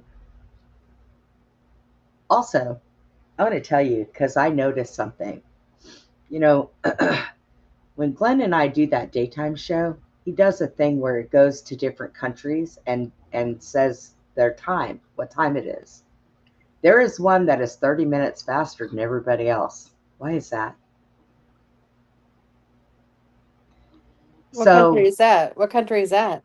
I don't remember which one it is, but I will make sure I look, because Monday when we do a show, I'm going to ask him again, because he cannot figure out why it's 30 minutes faster than everybody else's. Everybody else is to the dot on an hour, and they are 30 minutes or 30 to 40 minutes faster. Uh-oh, Chaz is raising his hand. Go ahead, Chad. No, I was talking muted. I said they got to switch the sun with the moon.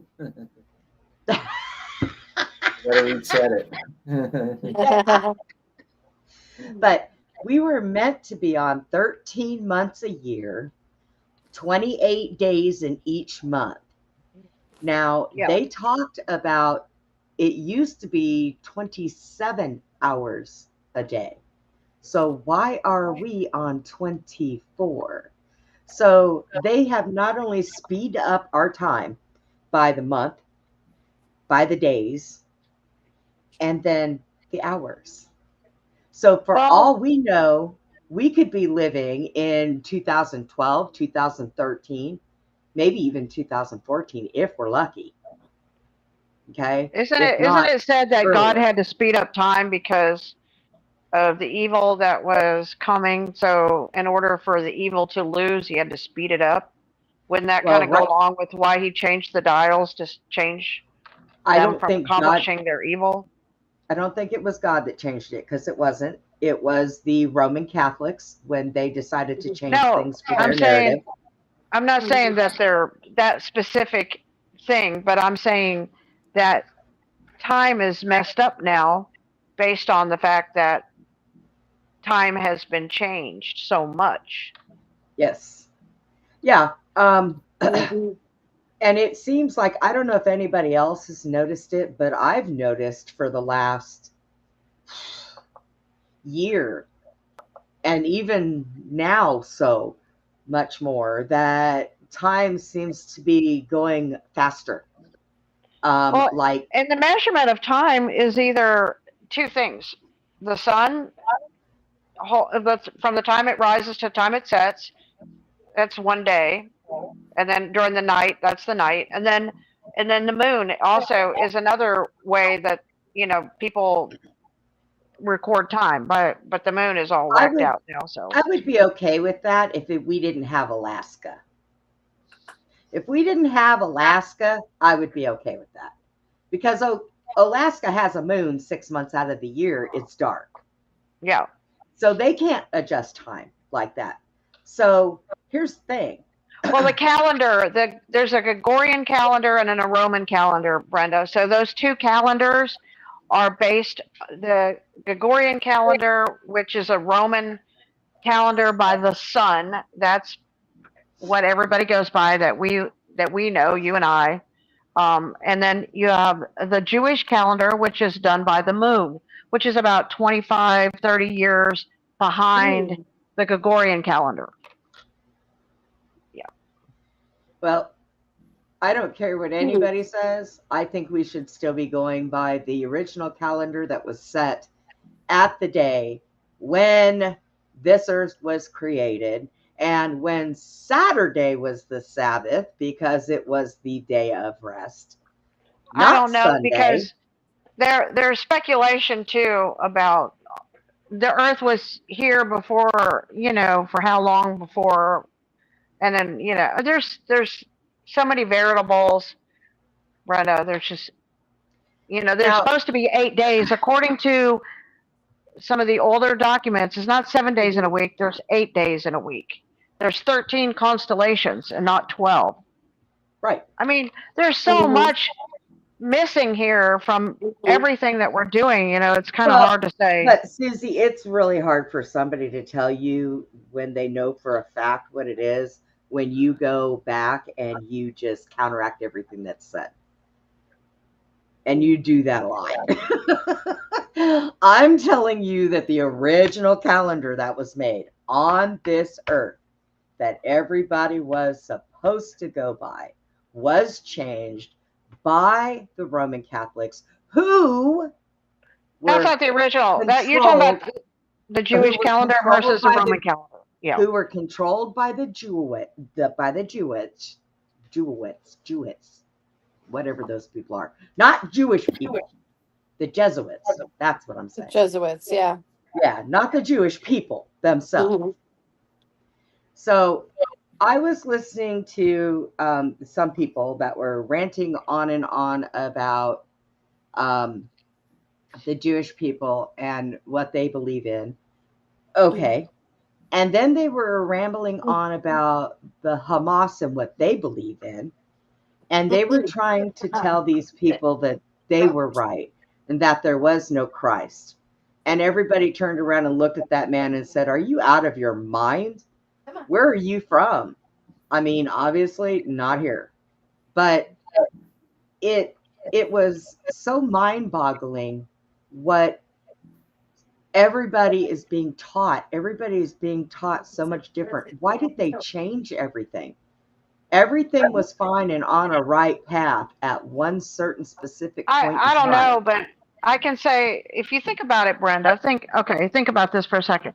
If time is what we have been just talking about, which it's all concurrent, past, present, future, multiple timelines, then there's really no accurate way to record time, period. There's no way that a human could record time properly based on the fact that how are you going to measure that other dimensions and other timelines when you go, let's just say you get in the Montauk chair and you go back and you change something, okay? Then you added time by changing time, and then just like let's look at the fact that JF Kennedy, he's driving down the road and there's 4 people in the car. Okay, that was one timeline. Now you go back and you see there was 6 people in the car. That's another separate timeline. So if you add those 2 timelines, you just added time to time that supposedly you can't do, but it happened because you can remember this timeline and that timeline. So how is the normal average person ever going to measure that? It's not possible. Well, and you can't, because timelines don't stay converged. It's not that simple. Timelines go together. There's certain things that happen and timelines expand back out. So but if you were to measure time in itself, you couldn't measure it with the means that we measure time with. Yeah. That's true.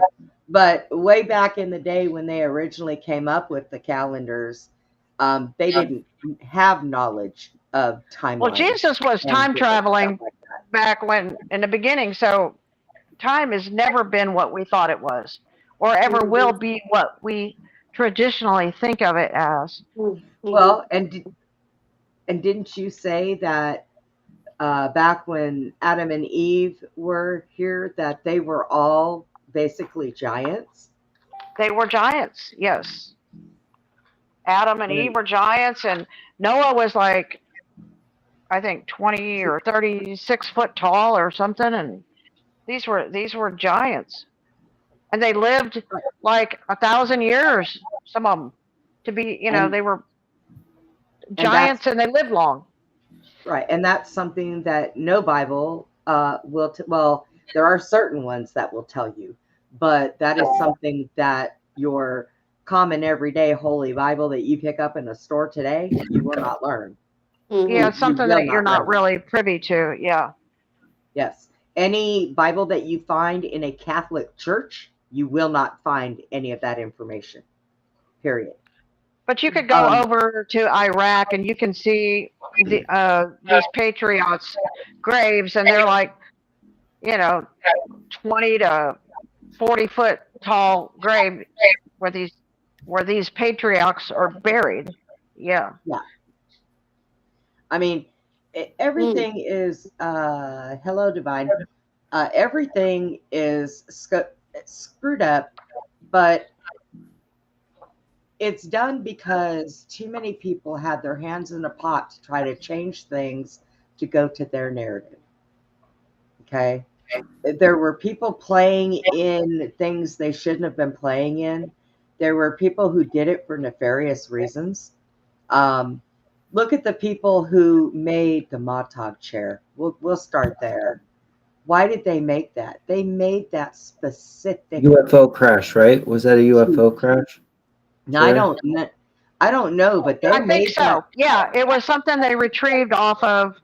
Wasn't it the Area 51, Chad? Yeah, I think they retrieved that chair. I don't know. I think they It, made it had a purpose. It was that's probably what's had a been- good use, but they found That's what they said it was brought forward as far as information that leaked out, Brenda. But That now they use them to do what? To torture people. To torture Tommy. To torture that's not the way the chair was designed originally. No, of course, yeah. Now the story goes that they had this chair over in in New York or wherever at the at that the Montauk chair was. What was the place where it was? An island or whatever? Yeah. Or okay, New Jersey, somewhere. Montauk Island is where. Yeah, Montauk Island. Okay. Yes. So originally there was governmental people that were overseeing that, and then during the time when the leader of the Church of Satan said, he was under persecution for all the stuff that he had done in San Francisco. He actually went to work there during that time of the year, and then that's when he was working because he wrote in his journal that his books about him working at the Stargate in Cheyenne in 1995 and 96. Okay. And if you watch the movie Stargate, there's government official that comes in as kind of an evil dude. And I'm pretty sure that was portraying who he was because Stargate was written about real people and a real Stargate. It was kind of like one of those movies, kind of like what we're talking about, the stuff where they write about real stuff. But it's written in a way that most people would watch it and just think it's fiction, okay? But it's not fiction. It was real facts. So at that time, I don't know what year it was, huh? Oh, I said it's a lot of truth with a little bit of fiction dropped in there. Yeah. So they make a series out of it. They change some of the names and stuff, but they tell you some of the stories and what they were able to do with these Stargates that they had. But they had the Montauk chair also. So apparently Aquino, during that time, like Tommy encountered him. That's when Aquino was actually working there and then misusing the chair and torturing people. And then he sent Stuart Swerdlow back in time twice, once with a gun to shoot Jesus. Second time he sent, and Swerdlow gave testimonies. You can watch his videos. Stuart Swerdlow, he talks about, being in the chair and going back to kill Jesus, getting scared, saw Jesus, looked in Jesus' eyes, got freaked out, couldn't do it. And then when he got back, he was punished. So he was sent again to try to get some blood from the cross of Jesus so they could try to clone Jesus in our time. So, I mean, that's the misuse of the chair is what I'm saying. Now, Jason said that that the chair supposedly or allegedly was the navigation chair that they got from the Roswell crash. Now, that I would kind of believe because they did take that stuff apart. Uh-oh. Who stole whose kid? Yeah, the Roswell chair. I think that's right, huh, Chad? Now, Susie, somebody. Huh? So you're talking about like the timelines and stuff and how they'll be affected and everything, but it is organic, right? Like it is all happening at once, and it can get It's like a ripple, right? Like it would get like you could drop a rock in it and it'll cause like disturbance, but then eventually it grows calm again because they're merging to recorrect themselves maybe from all the like you said, going back Yeah, in time to converging, Let me convergence. say this. Convergence is taken. just to Yeah. correct Let me themselves say this. from all this. Anybody who lives in Texas, someone just stole somebody's kid. Please go give that kid back. That kid is not yours. Good God Almighty. What's the matter with people? Quit stealing people's kids. Where did it say it came from, Susie? I lost it when I turned it off. I know. It said an 11-year-old. I saw something. I think it started with a 11-year-old J. child in Colorado, or no, I don't remember where. It was Something. here in Texas, but I Yeah, I couldn't think it was remember like what the. it might have been No. like Colorado Street or something. I don't know something. I don't know something. Give that kid back now. Good God. People quit stealing people's kids. You want kids, go have them yourself. Kids are not meant to Yeah, be we got harmed. Amber Alerts over here on our phones. It went crazy. We have them everywhere. Yeah, you hear Susie lives 5 hours from me, and we both get the same Amber Alerts. Both of my phones were going off, and so were both of mine. And then Jack's, I could hear it going off in the bedroom. I was like, oh, missing kid.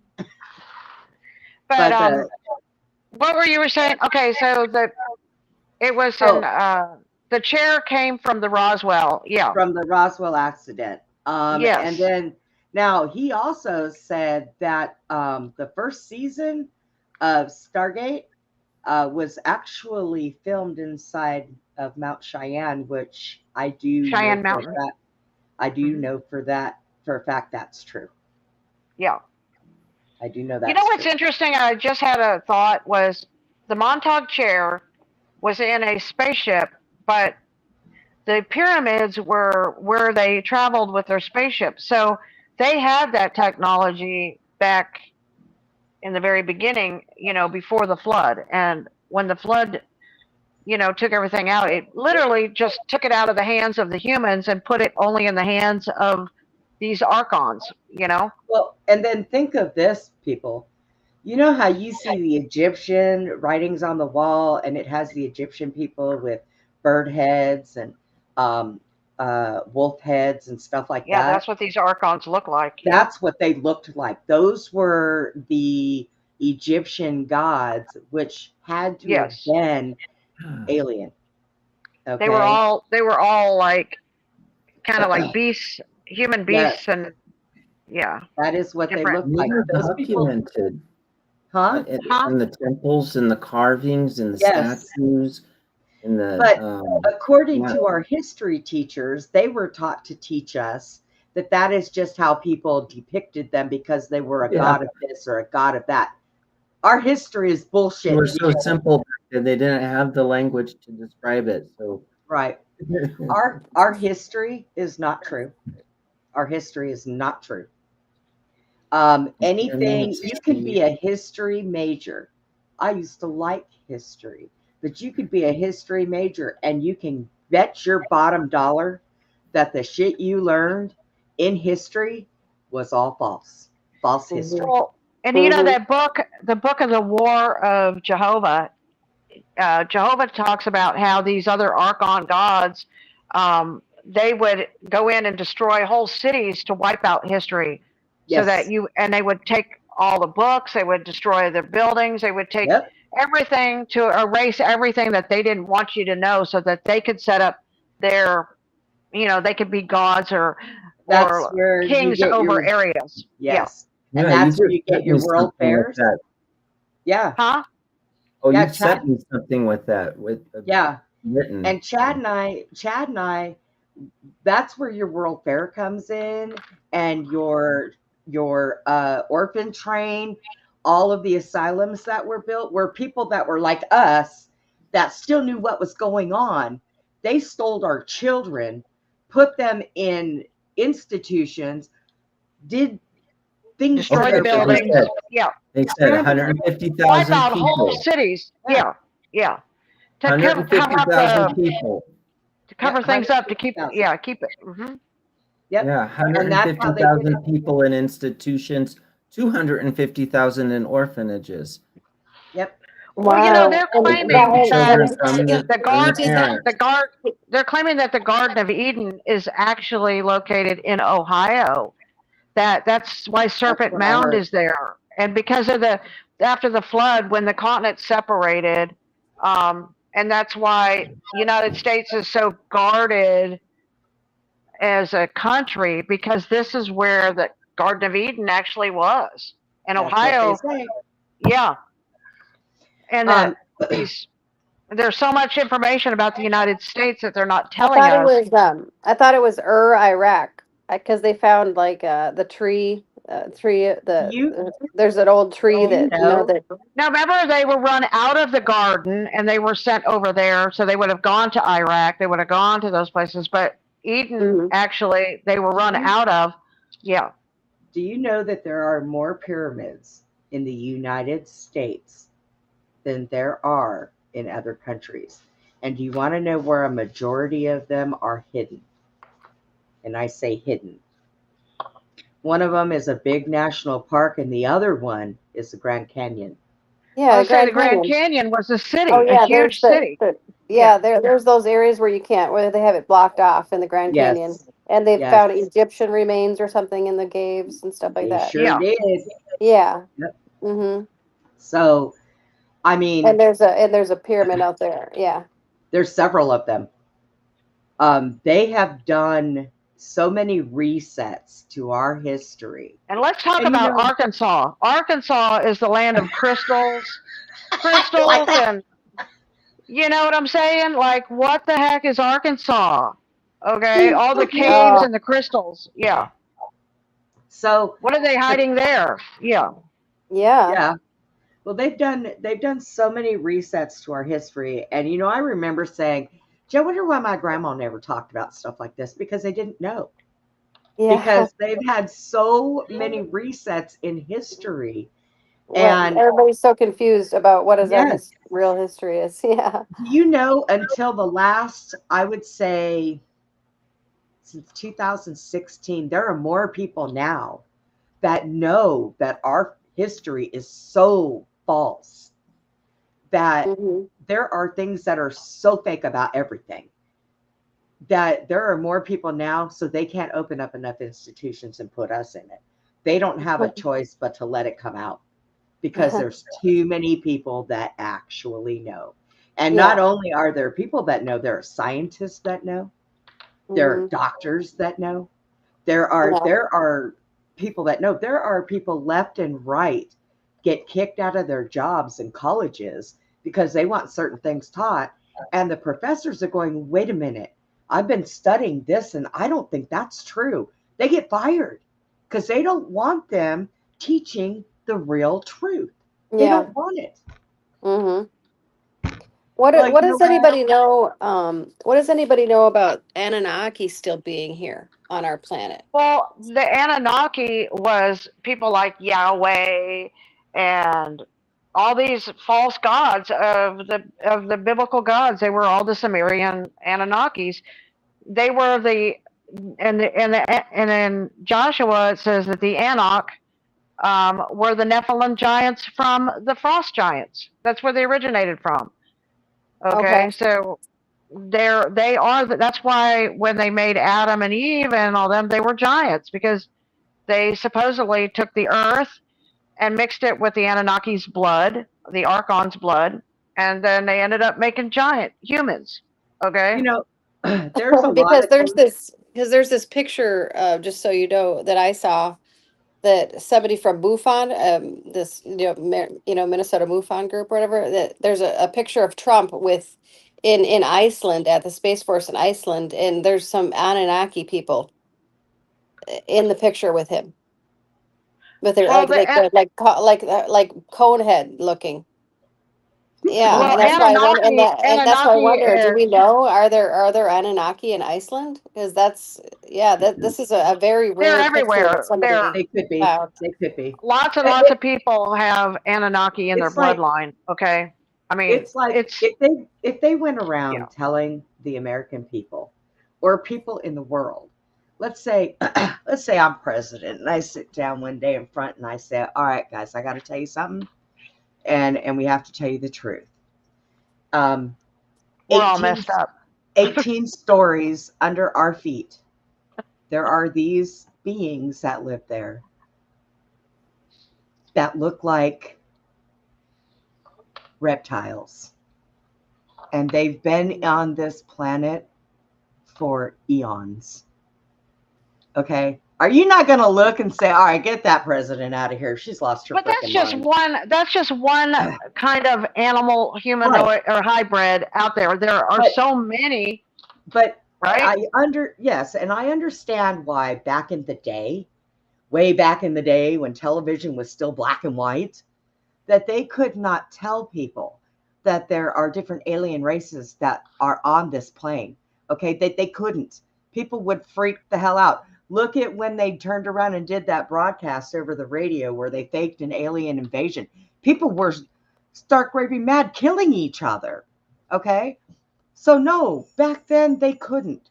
But today, in this day and age, there are enough people that have done research and back check, that have seen things, that know there are things out there, that know there are things that are among us that walk around with skin over them that is not theirs.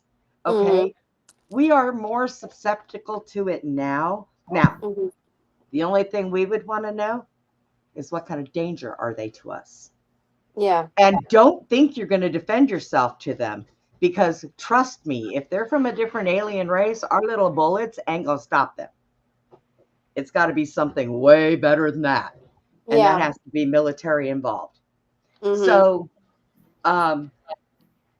so I can see it being now, like if they told me, hey, Brenda, by the way, down the way, there's a couple that moved in and they're reptilians. All I'm going to say is watch your animals and watch your kids. Don't go out at night by yourself because they may corner you and eat your ass. Okay. But I'm not going to freak out because there's something living down from me, because it's going to be like, I figured.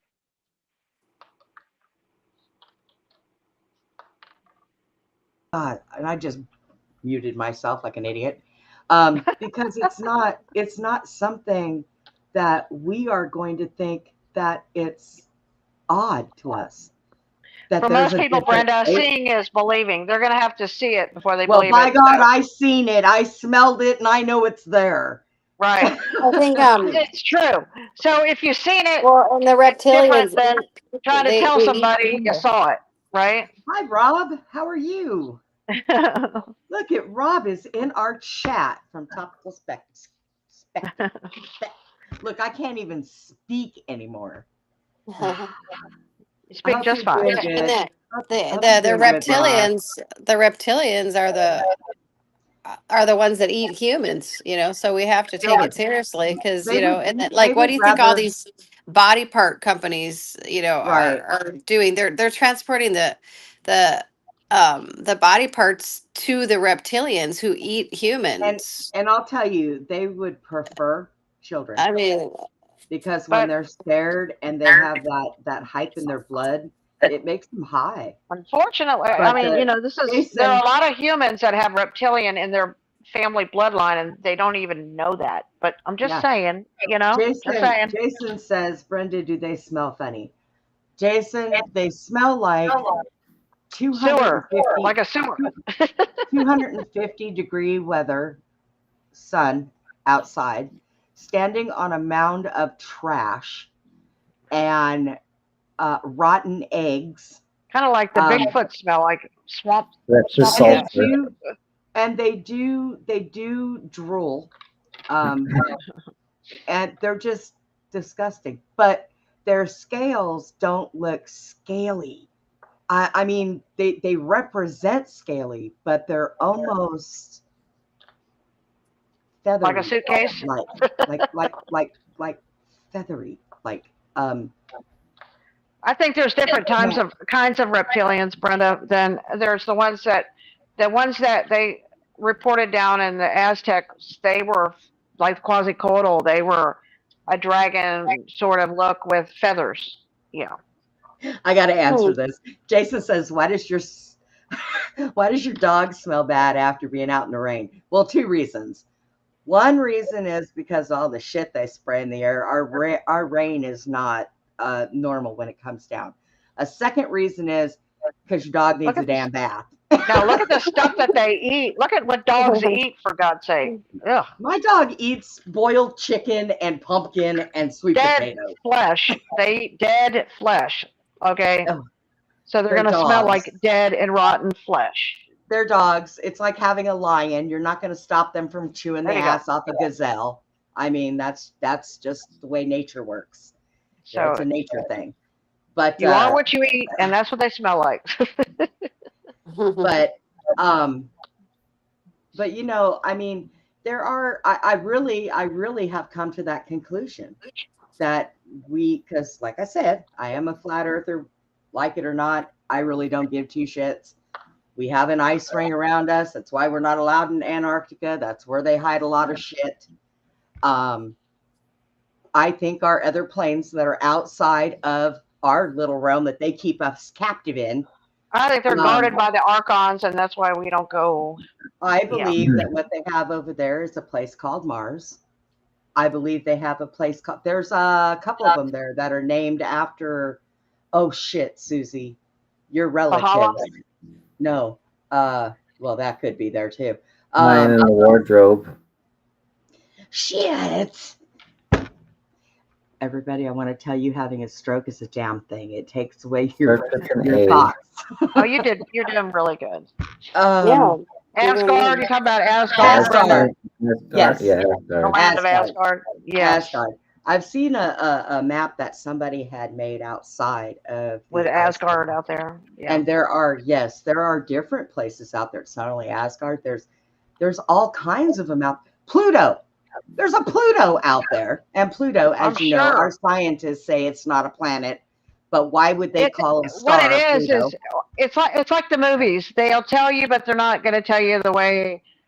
It's like fiction. So all these places are outside the wall, and they call them planets, but they're really like Earth is a planet. So and they can say they're out of space. They're telling you the truth, but they're twisting it, right, and so that you perceive it differently than Yeah. Now, you can do this too. They call it allegedly. Yeah, we don't. I do not need the FBI. FBI, please don't come to my door. This is all science fiction now, people. I am not in the mood. I am not in the mood. FBI, please don't come to my door again tonight. I'm sitting here loaded and I'm not feeling well, so you don't want to come to my door. Well, one of my ancestors are the Byrds, okay? And on my 6th generation were the Kennedys, but the Kennedys married the Byrds in my family. So Admiral Byrd is a relative. Hey, we're related. Hey, we are related, Susie. I know we are. That's on my mom's side. Yep. Mm-hmm. Interesting. But they can say that Mars and Pluto and all of that is out of space. They can say that because it is. It's out of our space. It's out of our space. It's out of our space. And God even said it in the Bible that we sit stationary. We do not move. We are That's right. The still. earth is unmovable. Does not move, it says. Yeah. Mm-hmm. Mm-hmm. Yeah. Yep. So you want to get technical, we can go there. Yeah. Well, and if Christians read the book of Enoch, they'll see that the sun and the moon are going through like little portal tunnels or whatever, and that there's supposedly they're like glass tubes and there's windows, and that's why certain windows open up and the rain comes down, and they'll have good rain and bad rain. So there's like storm rain and then there's good rain, depending on what angel releases it. Yeah. And that's not to mention our little devils that are on this planet that have a machine that messes with our frickin' So you have forces beyond working all this stuff, and that's why I say somebody sometimes needs to fire some of these guys to turn the temperature up too hot on us. Hey, Rob, do you want to come in here and play with us? I can fit Debbie, in there. in regards to like, are they still here or not?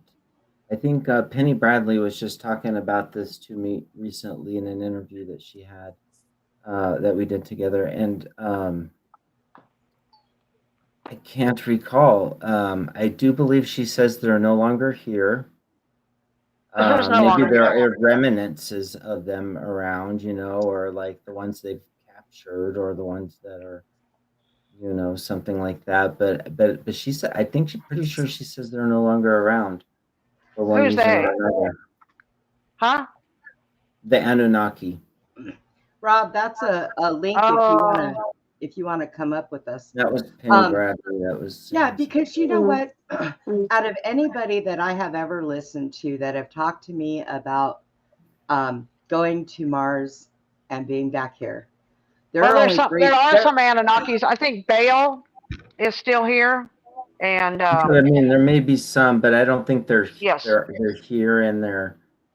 and Ashtar, and Baal are the two that are ruling right now. Apparently, Ashtar of the Galactic Federation of Light and Baal are the two false gods that are running the show right now. Okay, so you know what I asked, Penny? So how in the heck does Ashtar get in the middle of a crop circle? Ashtar is supposedly the god of this world right now. In the middle of a crop circle, a picture of him.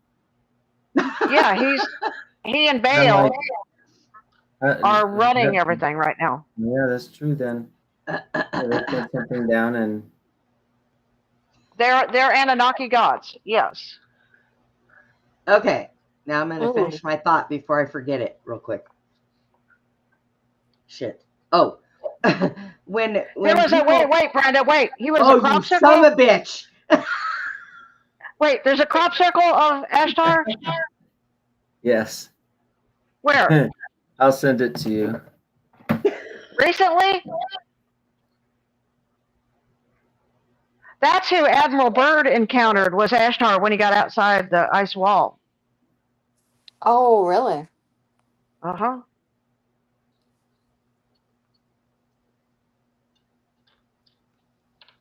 So he was in a crop circle somewhere else. Not here? I am so lost on that. A crop circle. Ashtar.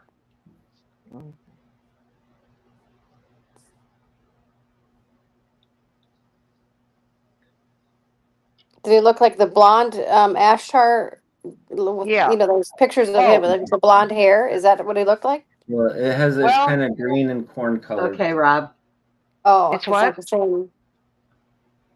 But yes, blonde, because it is like it looks like he I thought he was a good guy. I thought he was one of the Galactics. No, not a good guy. Not what we would consider a good guy. Okay. More like a false trickery guy. False trickery guy. Yeah, false trickery guy. Oh God, we lost Debbie again. Uh-oh. Did her phone die? Someone's playing a trick on her again. Oh. Rob said he'll come up here with us. He said give him a few minutes. He's gonna. So he just finished the show. Penny Bradley was talking about these Archons, these Anunnakis, and then something showed up in a crop circle recently with Ashtar.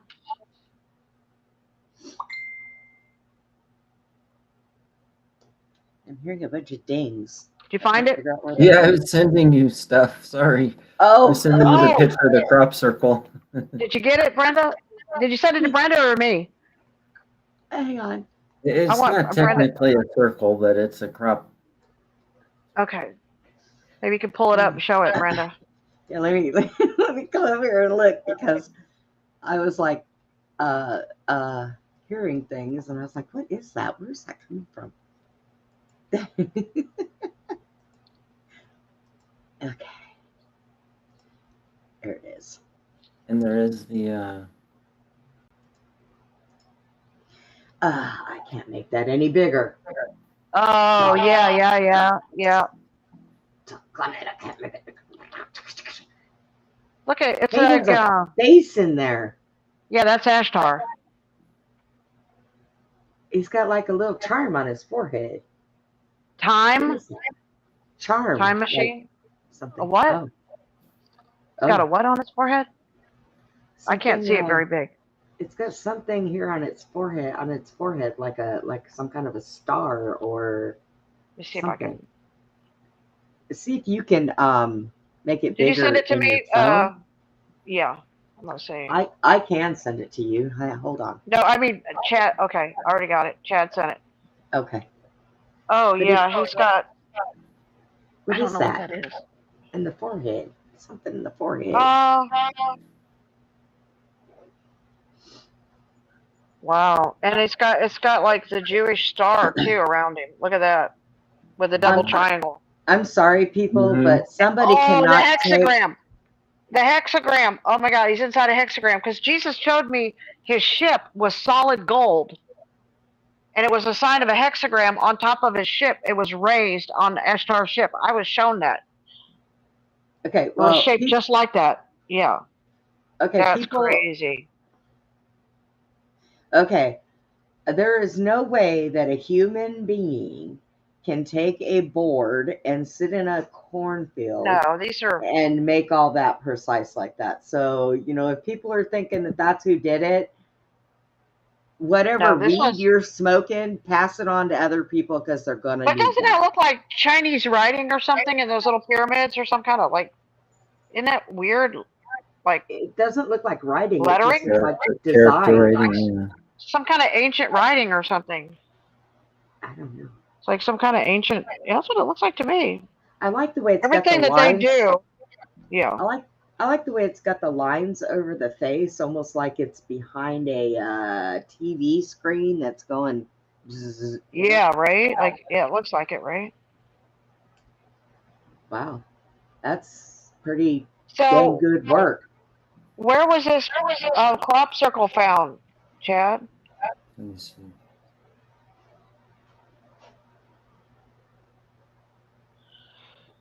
Yeah, that would be the guy that's supposedly in control of our universes. He's sitting outside the. He's the one that Admiral Byrd encountered when he went over there and met with him. So it's 2001. Chilbolton. It's 2001, and the place is called Chilbolton. Chil Bolton. Chilbolton. Chilbolton. Huh? What the hell's that? What? Crop circle, What yeah. country? 2001 Chilbolton crop circle. What country? What it is.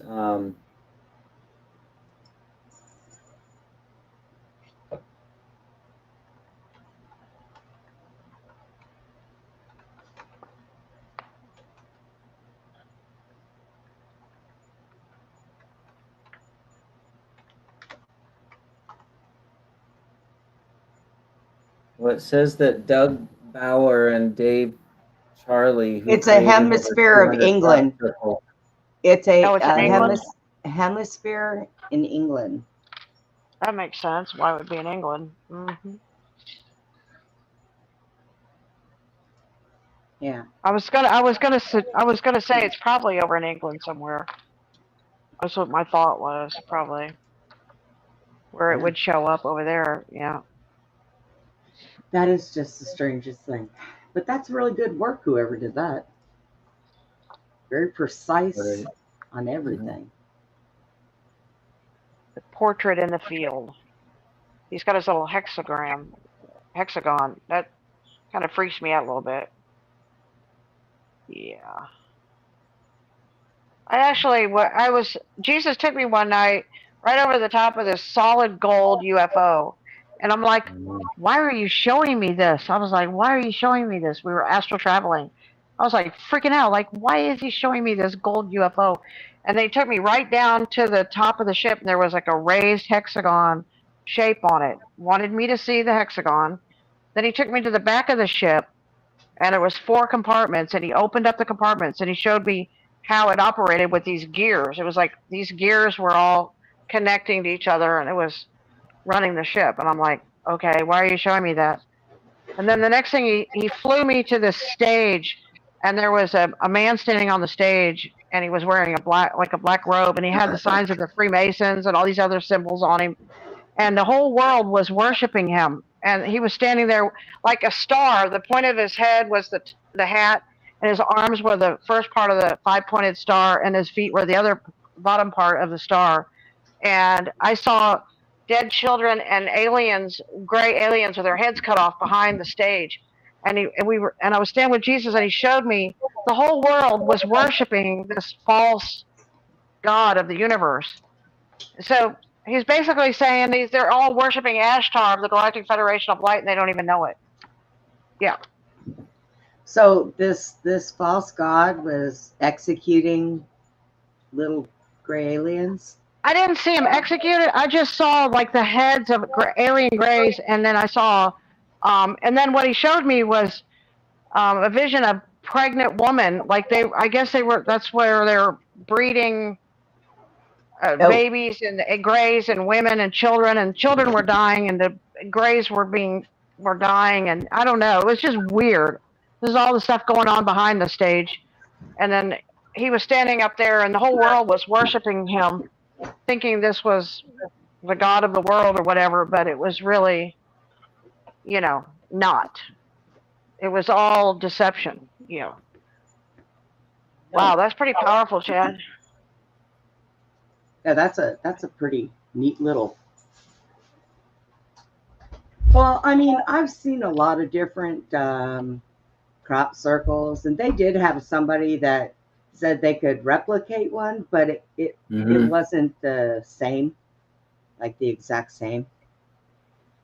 There was things like them going out of it, walking out of it, and different stuff like that. But it looks like there's people claiming this one too, but I'm sure that is just so perfect, though. I don't understand.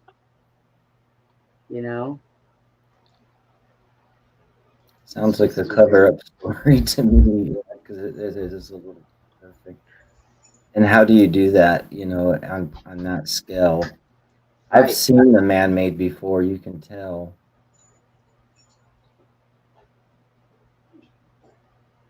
Oh my God. What is Jason saying? Jason's like fake UFOs. And end up getting real guys who make fake circles end up getting real UFOs. Well, but you know what though? I mean, I can understand like just doing a circle around and around and around and around, but the precision of that thing there, I can't see that. I can't see any human being. I mean, there are talented people in this world, but you don't get some country corn bumpkin that can go out there and do this. Okay, I just can't see that. Now they've showed like people who have filmed where these things are being made. And you just see the wind blowing down the. It's like I kind of think of it like air art. They're using some kind of forced air, and they're creating these pictures, in their crops. By forcing the plants down certain patterns. Yeah. I don't know. Artistic aliens, okay? Artistic aliens. There's really a lot to think about, just because you're right. I mean, the generation is aware, but they're aware of it on a surface level. Like I think the younger generation is very aware of like false history, resets. I think they're more literate there.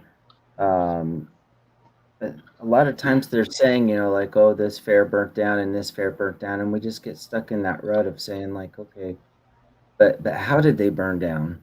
These were stone buildings. So this technology has always been here. These UFOs or these archons or whatever's orchestrating this.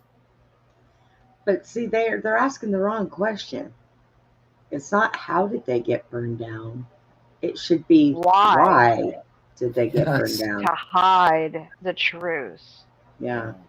Or we're getting too advanced in our technology. They don't want us to overtake them. Yeah, well, yeah, there is that. The people are becoming like us, gods. You know, didn't it say that? Jason said that Rob's Yeah. going to come back as an ice cube. Why would he come back as an ice cube, Jason? Is he out of hot water? Maybe he's going to go to Antarctic and, you know, freeze in an ice cube. And Oh. We'd have to go rescue him if that was the case. We'd all get together and just go rescue him. Go melt him out of the ice. We'll go melt him out of the ice. We'll take Tommy with us and Jason with us, and we might even drag Woo along with us, and we'll just all go rescue Rob. And you're right, because we're thinking like, oh, these things are traveling through space. Hey, Rob. Light years to get here, when they're actually just a few thousand feet underneath our feet, maybe, you know. Yeah. Especially coming out of the water sources and stuff like that. Little Rob. Jason was just saying that Rob was going to come back as an ice cube, and Susie said, well, that's probably because he's just going to go to Antarctica. I said, no, we'll all have to go rescue him. We'll have to thaw him out and bring him back. Melt him out of the ice. How you doing, Rob? I think he's doing a podcast. I can't hear him. Oh, yeah, Rob, we can't hear you. We can't hear you, Rob. I think Jason was...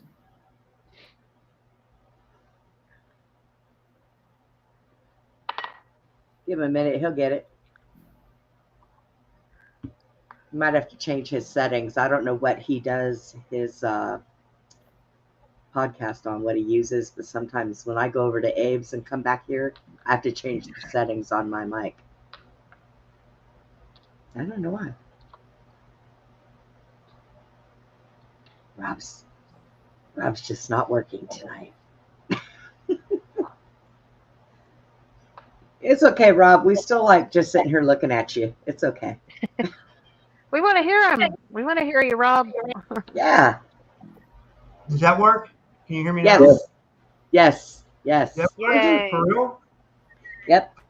Oh, great. Okay. I switched this microphone. I don't know. Do you like this? Do you like Streamlabs? I've never used it before. Yeah, I like it. It costs me like $17 a month, and it's really easy. I'm glad I found it because I'm computer stupid, and it's extremely easy. So. Yeah, I know. I always hear people saying they use OBS and stuff like that. I'm like, I couldn't do that. That's why I use StreamYard. I can't. You know what I mean? I don't know. Yeah. So I can't. I might check this out though. I tried OBS, and it took me forever to learn it. But putting things back and forth, I just can't do it. But I have 2 computer screens now, so I don't even need it. I just go, if I have to pull something up, I pull it up on one screen and I can still share it from this one. It's really easy. Oh, wow. Yeah, that's cool. So, yeah. It's good to see everybody. Yeah, good to see you too. Yeah. You've been I don't know Chad. Nice. Oh yeah, Chad, this is Rob. Hi, nice to meet you. Nice to meet you. Thank you. He talks to Penny Bradley a lot. So Rob, what do you think about what we're talking about? Oh, very nice, very nice. Yeah, I was just reading through the chat. Really interesting stuff. It's, I agree with every. I don't know. I mean, I didn't know Ashtar was that evil, but I guess he is. I heard other people talk about that. So that's I think that's for real. There's something with that. I mean, I'm not saying it. I mean, there's some more people that have said that about Ashtar. It's like the Galactic Federation, and they're really evil or something like that. Is that what you're kind of saying? Yeah. Well, they're running the show basically. Yeah. Well, the Galactic Federation, the Galactic Federation of Light is not. I don't think is good. I think that's kind of. That's who they are. Yeah, they call themselves the Galactic Federation of Light and Love. That's what they call themselves. Yeah, the reptilians call them the Federation of Airy Fairies. The Federation of Nothing or something. I don't remember. Oh God, yeah, the reptilians, like they think that they have anything to talk about. But they work with all of these, you know, kind of hybrid type beings too, you know. But they're Yeah. outside the ice wall. That's why Admiral Byrd encountered him and the people. That's why the governments won't let anybody go that direction, because that's where they're kind of, you know, occupying that Yeah, area over there. there's a no flyover zone in Antarctica. Like you're like legit not allowed to fly over there. You know, Oh, that's they'll a shoot real you down. Yeah. Yeah. Yeah. They Brad will Wilson blow was you telling me out. but I don't think he saw a big part of it. I don't think he saw, like, you know, and I mean, because Antarctica is huge. You know what I mean? There's a lot of places Yeah. people could hide down there, you know, or, you know, Nazis, aliens, whatever, you know. Oh yeah. Well, But they have originally, technology that is so advanced. yeah, They never will let us get that. Yeah. there's a reason for that, because originally in World War II, that's where they took all the scientists that they kept out of Germany. They took them to Antarctica because they had a lot of access to that technology. So they brought them here. They were like, you know what? We'll keep you alive, but you can work for us. Wow. That's why Russia's involved over there. We're involved over there. Every country has got a piece of Antarctica because they're all involved in that technology. Every But it's single either one of them. but it's either Antarctica or ice wall, right? It's not Antarctica. It's either Antarctica or an ice wall. No, there's both. Well, according to Byrd, there's exits out in the south and the north, east and the west, but Ashtar guards the north, I guess, exit. So that's where their city is, and it's a pretty advanced city according to Byrd. Admiral Byrd said, yeah, you know, Because, like, if you fly over Antarctica, let's say, you know, they say it's a peninsula sticking out of the ice wall, you know, but that would be at the South America tip. Now, what about at the Africa side of things, or South No-go. America, South Africa side of No things? go. You know, that would be a different side of the ice wall. You can't go to and there's any also of that over a huge there. portal right up there above Mount Herman. That's where the Archons came down from Mount Herman. There's a big portal there, and there's a whole city apparently above that portal. Yeah. So that's another very strategic military base. That's why they have that big UN building situated there on Mount Herman. Yeah. And they have everything in Antarctica is all underground, all of it. So, and it's warm down there. They keep it warm underneath there. Well, So, Byrd said when he went through there, it's like whole different all lands, and there was woolly mammoths there. There were all kinds of animals there, and it was beautiful. It was beautiful, you know. There's rumors of woolly mammoth in Alaska, you know, in that wilderness up there. I'm not that Suzanne, long ago. you're like legit related to Admiral Byrd, right? Like you're like legit related to him. Yes. That's crazy. I mean, it's not. You know what I mean? It's like it like, is crazy. I think wow, it's crazy. I never would meet someone. You know what I mean? Right. Yeah. So that's it's because I had kind of researched him a little bit, and he went over there, and when they flew in, they were guided in, and the ship was brought down, and then they were introduced to all these should we say Archon rulers, okay? And basically they live over there and we live over here, and their technology far exceeds anything that we have over here. But he saw it was beautiful lands over there, That's what he was saying. Are we like an experiment to these beings, or do they look at Earth? Are we like in like some kind of holographic prison planet outside the ice wall that's like, these beings kind of rule over us? Is that what you're saying? We are a slavery planet, or our existence is slavery. That's what we are, because we work. It's supposed to be our government works for us, but in all actuality, we work for them. They get our tax money. They get everything, they stomp on us and have been stomping on us for decades because why? They think they rule.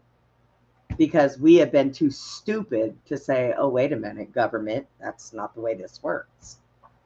So, yeah, we're a slavery planet. Every time I hear people talk about slavery, I don't understand it because we are all slaves to the same damn system. Every one of us.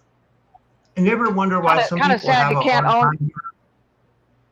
I was just Why going to some say, do people you ever what? realize some people have a lot harder time here on Earth than others? Like some people have it like real easy. They get like a golden pass here, like a golden ticket, and then other people seem to have like problem after problem after problem. Like I know me, like every time in my life, I just smoke weed, so you guys got to bear with me.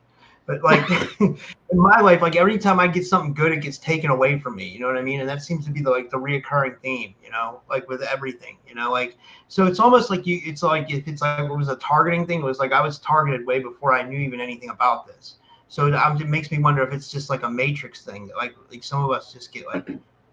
I'm not saying me. There's people in other countries that aren't even eating right now and shit like that. They have it way worse.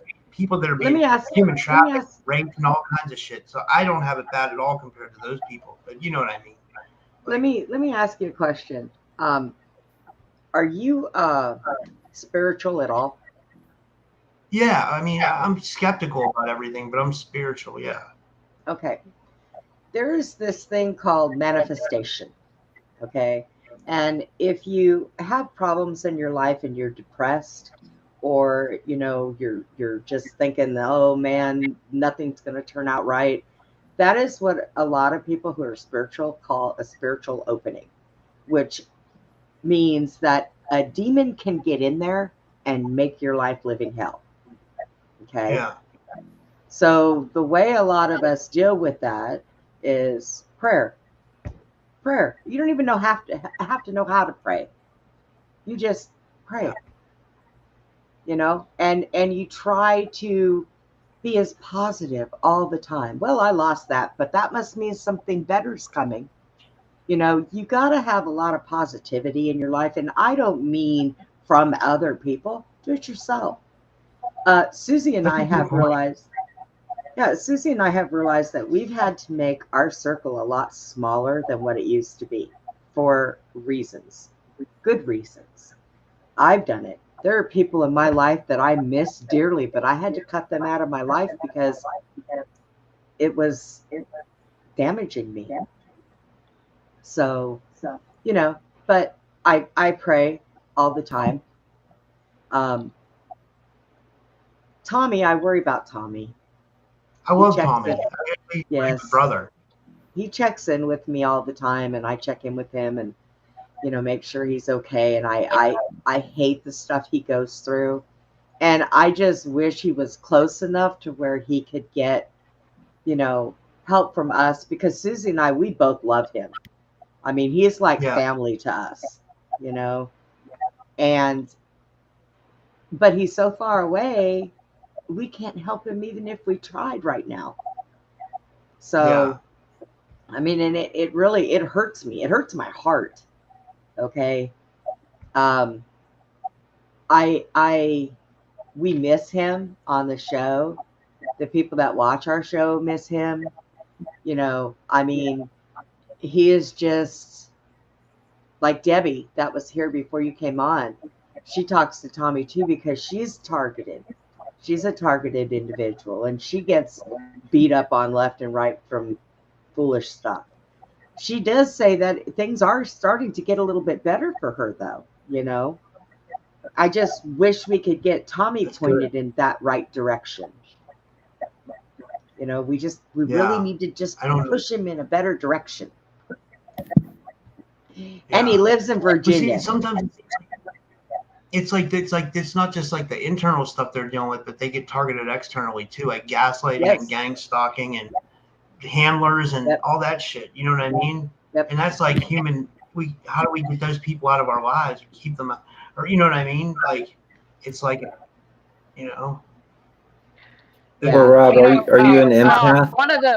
One of the things I was going to tell you is that the Archons, they try to destroy a lot of our history. So a lot of the indigenous people carry a lot of history a lot of information. So I know, like with my ancestry, I know with your ancestry, Brenda's ancestry, I'm sure Chad gets it too. There are things that we just know because of who we are, where we came from, and our genealogy, right? And our history, that these archons target us. So they have a whole slew of angels and demons working for them, and they send them after us to keep us quiet, keep us off track. So yeah, I mean, this stuff is real. Like the spiritual side of it is actually real. When you think you're being targeted, is probably because it's really real. You shouldn't, Yeah. So yeah, so and what I think what you were saying, Brenda, is that whenever this starts to occur, that's when you gotta take authority and say no, no more, or go, leave me alone, or stop, and then ask God for help, Yeah. because the stuff is real. Yeah. Yeah. And So you think so? Prayer really works. Then is what you're saying. Prayer really, like real deep prayer works. It does. Is what you're saying. And Yeah. Rob, I'm not going to tell you that you're going to pray tonight and tomorrow you're going to wake up with everything answered. That's not going to happen, because first of all, God only works at his feet. You just got to start, take it all to heart, feel it in your heart. And don't be so, if you lose something, if you got something and it's great and it gets taken away, don't think of it like, oh man, that's gone. No, think of it like there's got to be a reason why it's gone. Something better may be coming. There's got to be room for something better. Maybe It's kind of like when you run out of gas. If you run out of gas, you're going to call a friend or a family or your insurance agency, if you have coverage, to get help. So yeah, you got to ask for help when you need it. Right. I was going to tell you one night, Rob, but you are always so busy. And I was going to tell you one night, Rob, I would like to sit down and talk to you, because where's that echo coming from? Why am I getting? Oh, I thought you were okay. But I was going to sit down and I was going to talk with you one night about things, because there's a lot that I know just by watching somebody, just by looking at them. And there's been a few times that I've watched your show and I've seen you and I could see the aggravation. I could see the doubt. I could see the depression. I can see it in you. And I wanted to sit down and talk to you one night about it. But God, you are just gung-ho, boy. It's like you never have time. But I can guarantee you, Brenda, Rob, you remind me of somebody like you're not just a book, you're like the whole library of information because of all the research and all the stuff that you've done and listened to and dug into. You probably have such a vast amount of information stored up within yourself. I can't even imagine, Right. Yeah, it's weird. It's like I've done so many now that like sometimes like I forget some, what I mean, because it's so much information. It's like sometimes it's like information overload. You know what I mean? So I really got to pick and choose what I, like. But that's a good thing, because I just like to stay busy, But I probably should talk to you, Brenda, one day. Like honestly, like that'd probably be a good idea. And I think a lot of times you stay busy and don't take a lot of time for yourself is because it keeps things off your mind when you stay busy. Yeah, of course, yeah. And I think you're talking about yourself too, Brenda. Hey, don't look at me. I'm having a good time. I took what, a month and a half off? I mean, shit. I was gone so long. We lost 5 subscribers because I guess they felt we weren't coming back. Wow. It's like, damn, people, really? Can a bitch not have a stroke and just they take missed some you, time Brenda. to heal? Good God Almighty. I don't know. That's funny. But I know a lot of people Yeah. tell me, a lot of people that watch my show love your show. You know what I mean? I know Jason, who's your moderator. Like, do you know Jason's a moderator for me too? He loves your show. You know, Jason Yeah. always speaks really highly of you guys. I made Aw. Jason a moderator. Thank you, Jason. It's been a while. I made him a moderator. I made him a mod a Moderator. long time ago. I think even before you did, he said. Yeah, and Tommy He's in the chat now saying hi. Yeah. Yeah, Tommy. We miss Tommy. We do. We miss him.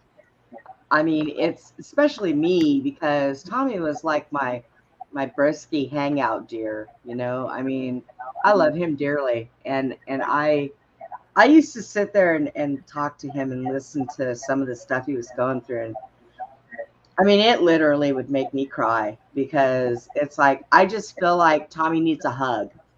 Tommy needs good friends. Tommy needs people that love him to actually be on his side. And I know he looks and I know he tries to find it and he doesn't find it in a lot of the friends he has that are out there. And like I said, he's in Virginia. He's in CIA capital. And they're horrible out there. Yeah. Yeah. And I know that he's talking, you guys were talking about sometime maybe traveling out here to Suzy's. You know, Suzy's got her property up for sale. Maybe, hopefully we can get that done before you guys come down, because then you'll have like apartments to stay in on her property. And we could put everybody up and all sit around by the campfire and sing Kumbaya. That would be cool.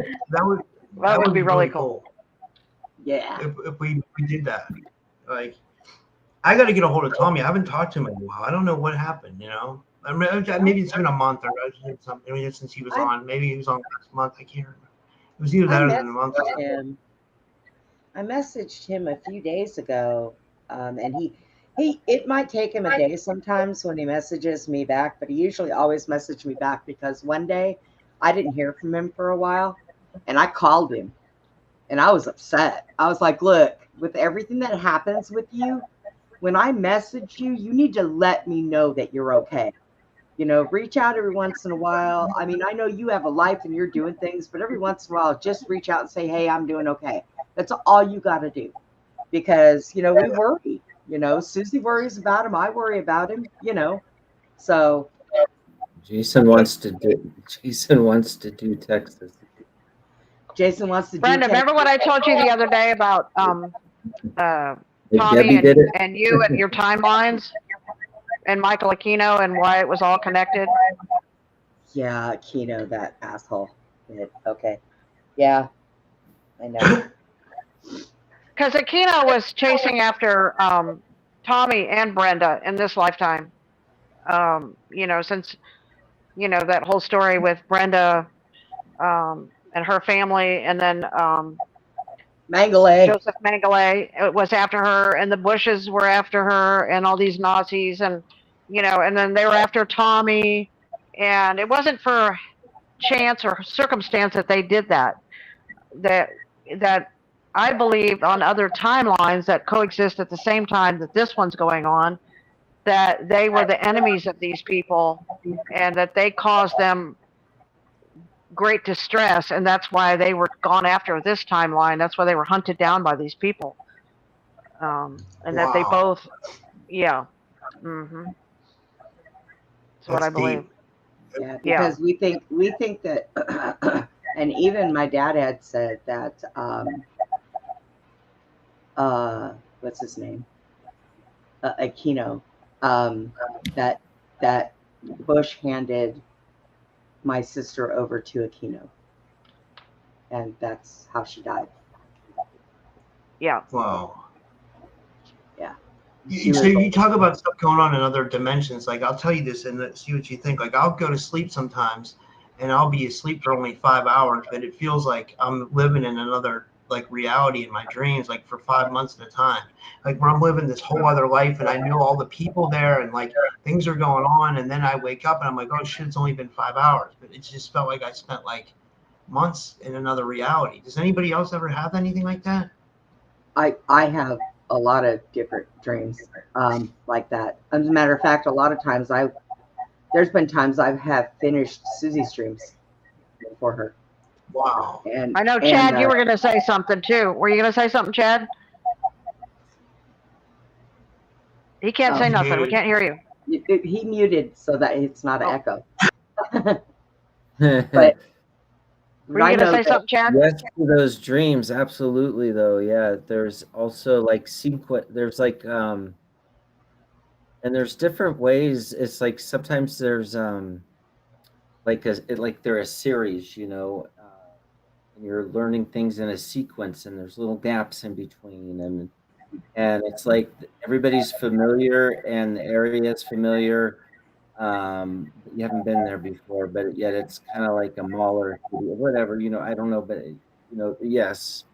And I think those are either simulation or like V2K, voice to skull technology, something like that happening, or but there's definitely something artificial creating that.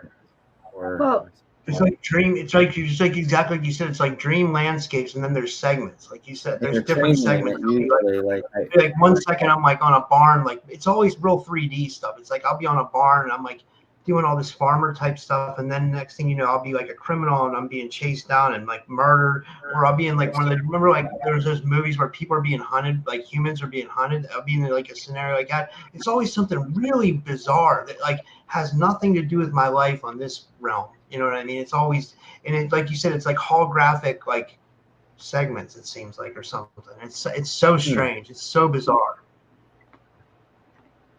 Yeah.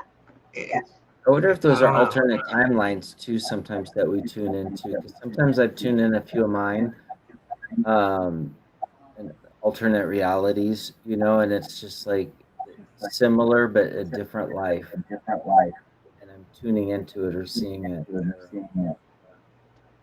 I have those weird dreams too. I do. And so the other night I said, that's it. I am locking my astral realm up to my yard, putting a fence around it, electric. Nobody's coming in. Nobody's. You're not. I'm going to like, if I go outside of my body during my dream, it's going to be in my yard and I'm going to be like, you're not, nobody's messing with me. Tommy always says, now, if I go out to Susie's, that's not mean I'm going to be safe because they have drones. And I said, and we have shotguns. And out here in Texas, you fly a drone over somebody else's property. Yeah, you can shoot it down. You have the right to shoot it down, and you do not get in trouble. Wow. So, yeah. So he would be not only safe at Susie's, there would be enough of us there. Let somebody come down there. I wouldn't advise it. I own several weapons in my house. Suzy owns them in hers. Joel has them. They are all over that property. Those drones would come down and nobody would come on the property. Wow. So I would do it too. He would be absolutely safe. Now, he might say, yeah, but getting there. Well, just get up and move your butt and get here. You know? Once you're here, you're safe. I'm just telling you, you are safe. I won't feel better until I go. I have had a lot of stuff going on around me that's been bad. Somebody went and shot up the high school across the road from me. It's been terrible. It's been terrible here, and my house kept flooding. I was 3 years I lived here, and I bitched and bitched and bitched, and finally they came, they fixed it, supposedly. Well, then we got hard rain today, and guess what? I'm calling the landlord going, I need a boat, a canoe, a raft, something. My house is flooding again. So, you know, I got to get out of here. I'm going crazy. So we're trying to get Susie's property sold so we can all get out of here. And the arrangement we have will make sure that she's not so strapped when she moves, which will make things easier on her. And it's like, amen to that. I am just so over the city. I'm over the city. I used to live in the country before, and I absolutely loved it. When I came home at 3 o'clock in the morning from the bar, and I had to sit in my car for an hour while a bear cub played in my yard and wait for mommy to come and get it because I knew she was around and I wasn't getting out of my car, that was okay.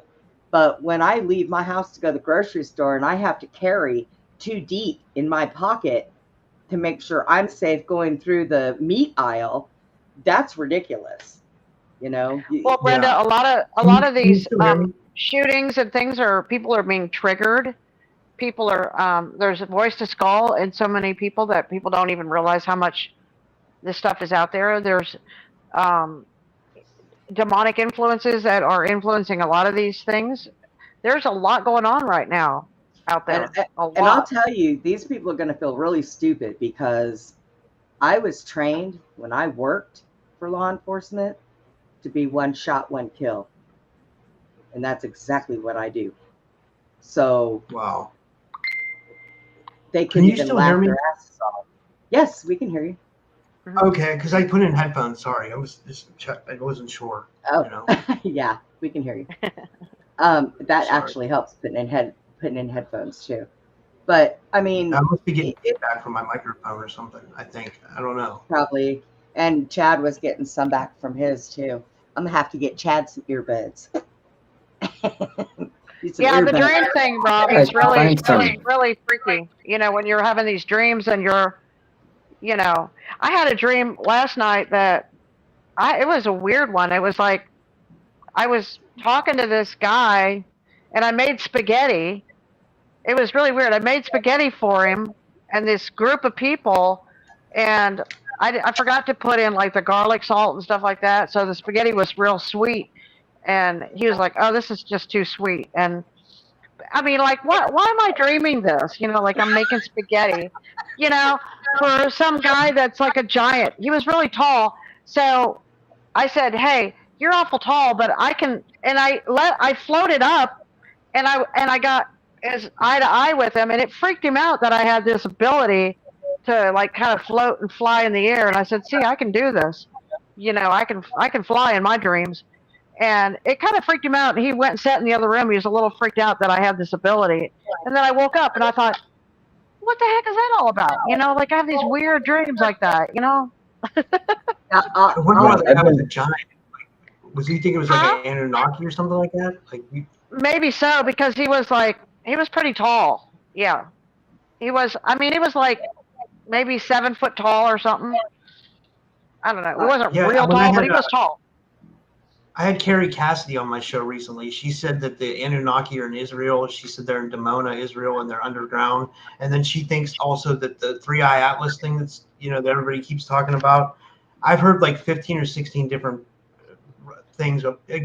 I've heard 15 or 16 people different things tell me what they thought Three Eye Atlas was. By the way, Well, I'm going to tell you this about Atlas. I'm Everybody sure better it's hope. Antar's little groups. Yeah. Oops. Yeah, it's probably Antar's little fleet coming in for whatever reason, and it's probably not a good reason. I'm just saying. Well, everybody better yeah. hope it's an actual spaceship and not a meteor, because if it ends up with as big as it is and it hits this Earth, it's going to crack it in half. Okay. Well, So the let's thing just about the hope it's a meteors, ship and they know how to Brenda, land it. meteors are nothing but weapons from the Anunnaki. So when they did Sodom and Gomorrah and they burned it all up, it's the same thing. So if they're coming in here with meteors, you know, we're pretty much in trouble. Yeah. We're invading the elite underground, because I know where there's several places we can get there. But I was going to tell you about a really funny dream. And I shouldn't tell you this, but my daughter doesn't watch the show anyways. So I had a dream that my daughter called me and told me that she was pregnant and that it belonged to my ex-husband. Now, my ex-husband was a black man. So I'm like, do what? And in this dream, she had called him on speakerphone, and I heard him. And of course, he had an attitude when he first answered the phone, like, I'm not in the mood for this shit. And I'm like, oh, yep, that's him. And so I called my ex-husband, and I said, first of all, let me ask you a question. He goes, what? I said, and I know it's not his because my daughter lives in another state anyways. I said, is there anybody that you know that might be pregnant? And he goes, no. The only person I could think of that could even get pregnant is my daughter. I said, okay, call your mom and have your daughter checked. Make sure she's not pregnant. Because she's a senior in high school. God only knows. Well, come to find out, I ended up finding out that my daughter, well, she is pregnant. But after I found this out, I found out that my daughter told me that the baby's daddy might be black. That's why you had that dream. That's that damn dream. And it's funny how we go down. You went down the opposite rabbit trail trying to find the answer, but the answer was on the other end of that rabbit trail. Yeah. Yep, there it is. And I went, okay. She's like, well, I just wanted to tell you because I didn't know how you would feel about interracial. Wait, what? Wait, what? It's a baby. It would be my grandchild. It's not going to get treated any different than any other child. I am not like that by no means. I don't care. You know, she said, I had a test and the baby doesn't have Down syndrome. I said, oh, well, that's good. I said, but I think Down syndrome babies are adorable. I really do. There's one down the street. Oh my gosh, she's like 3. I want to keep her. She is so awesome. You know what, Rob? What comes to my mind when she was telling that story and your story was the rabbit trail that probably is the right rabbit trail for your dreams has something to do with all the different people that you're speaking with during the daytime. Yeah. And your dreams are connected to those people. Yeah. I never thought of that. That's a really good theory. Well, you know, Suzy and I, when we have dreams, we usually will call each other and talk to each other, and then we try to figure out the scenario of that dream. Because a dream does not always tell you exactly what you need to know. But a dream... It's like those movies. They give you little figure it out. Pieces. Yeah. You got to sit and figure it out. Put that puzzle piece together. So, yeah. So we'll sit and do that with each other for hours on end at night when we sit and talk. And we'll be like, I wonder what this meant. I wonder what... But see, with my daughter, that one that I had with my daughter, I found out as soon, as it happened, it just kind of played out that way. So, but yeah, I can't believe I called him and I asked him that, and he's laughing at me and he goes, what brought this on? So I told him about my dream. He goes, well, not that he didn't tell me I wouldn't sleep with your daughter. He said, well, that's impossible. I haven't seen your daughter in years. What? Oh yeah. You're like, oh, okay. You're an ass. And see, he's younger than my daughter. Oh. So yeah, he was the young one. And he's like, I haven't seen her in years. I don't even know where she's at. I'm like, and you're not gonna know. Be quiet. I will beat you within an inch of your life, buddy. That's all I got to say.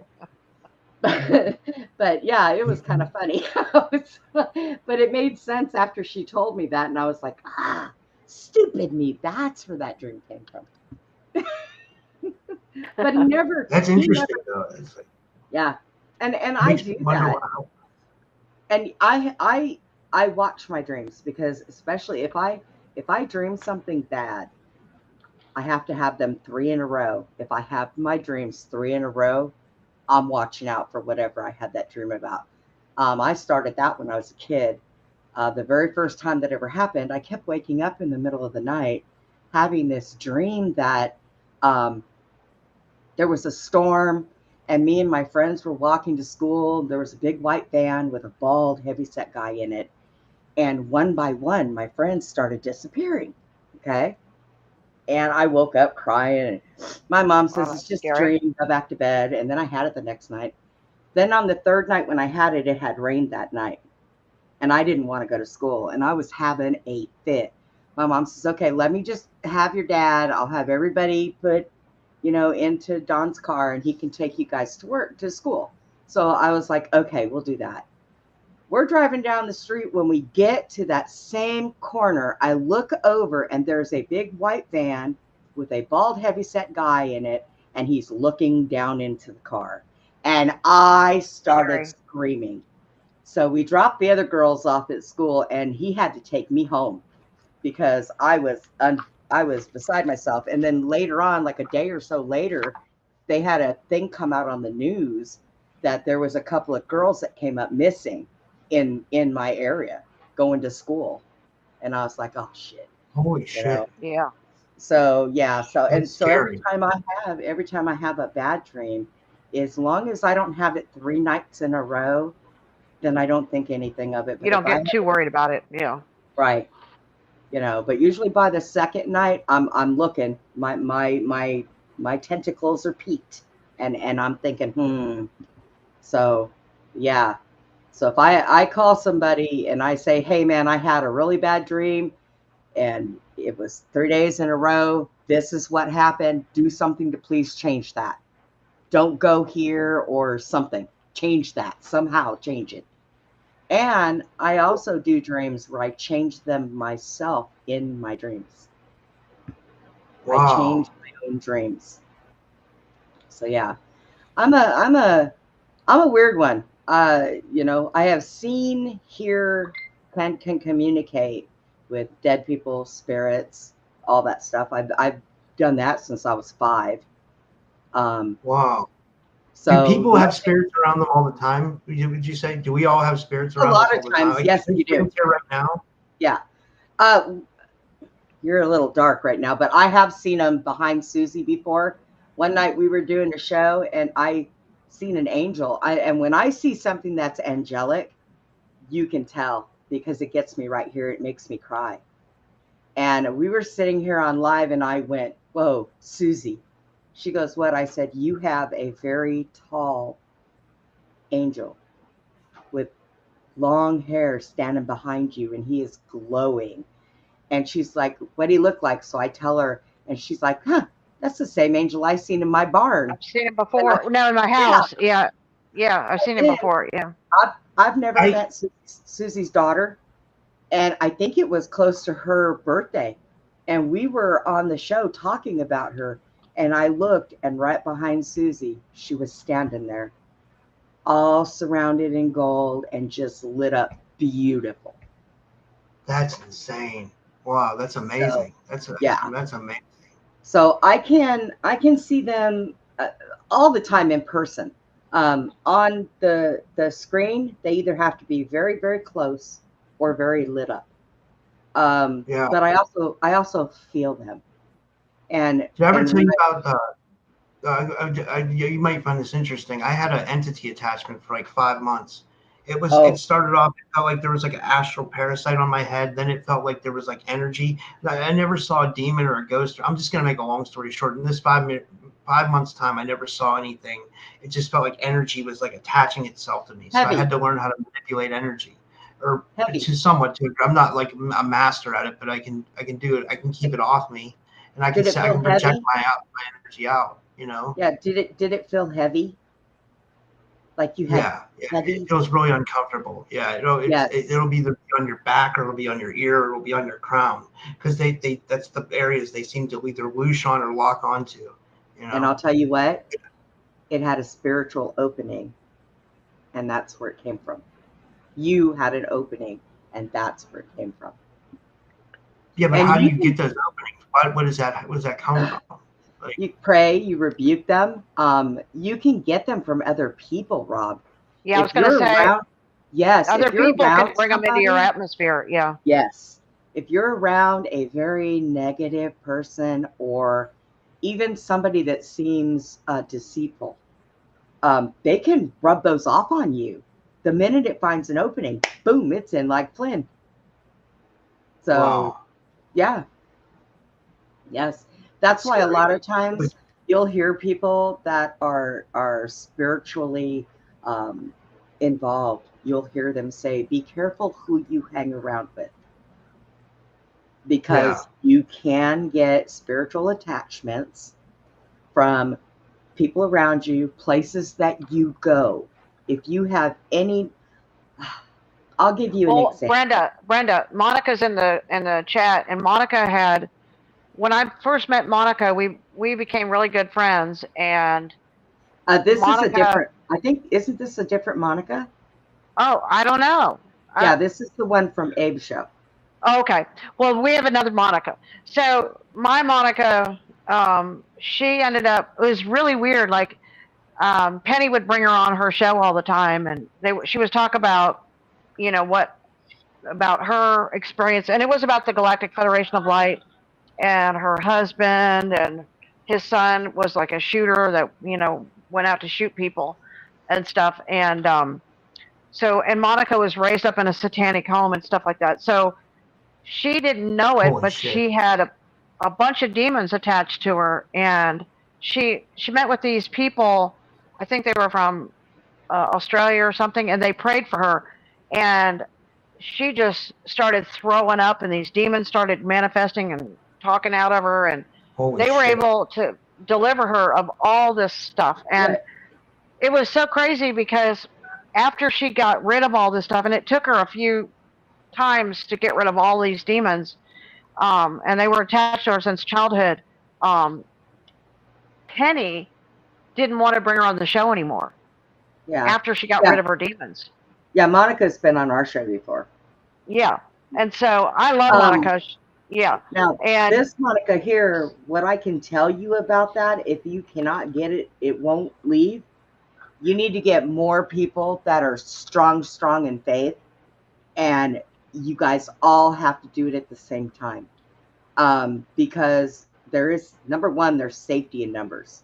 Because if it's something that is that bad and that evil, and it's been there that long, it's going to take more than one person to try to get it to go. It's going to take more. If it's put there by, let's say it's put there by a witch. Let's say a witch does something and casts something in it, and it attaches by a witch. Because witches work in numbers, because they cannot work alone. They have strength in numbers. That's why a lot of witches come in pairs, or they have familiars, a cat, something that is with them. They draw off of energy that way.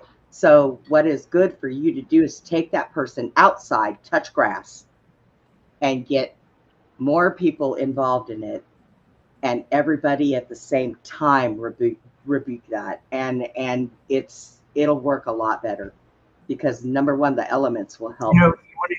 Great. You want to hear something weird? I think I saw a familiar outside of my apartment 2 times right before the entity attachment happened. And then it would be weird when I had the entity attachment and it was going on. I would see a shadow behind me, and I would see something fly up past the shadow, like something was something was astrally flying and checking on me. And that's the honest to God truth of my dad's grave. All that. It was so strange. I don't know what the fuck happened. I don't know who did whatever they did to me, but I know I was able to fight it off, and I did that by tapping into I know I look depressed and angry on the show, and I am sometimes, but I did really learn how to tap into I had to tap into my heart energy, kind of where you just get this love, and it's almost like anger at the same time, because you want to learn how to really project your energy out to get this energy off you, because it's so toxic and negative, and it wants to just poison your mind with all kinds of shit. That's what their goal is. I think their goal is to overtake the mind, so you start doing crazy shit. Your mind, your heart, your soul. That's what they want. It's insane. It's actually insane, because some people can be possessed and they don't even know it. Right? They can. Yes.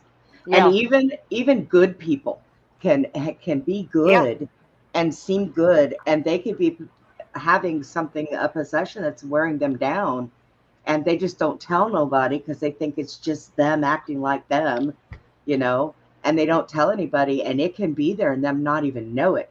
Now, the one good thing, I will tell you this: you and Tommy come down. If I give Tommy a hug, I'll be able to feel negative energy on him.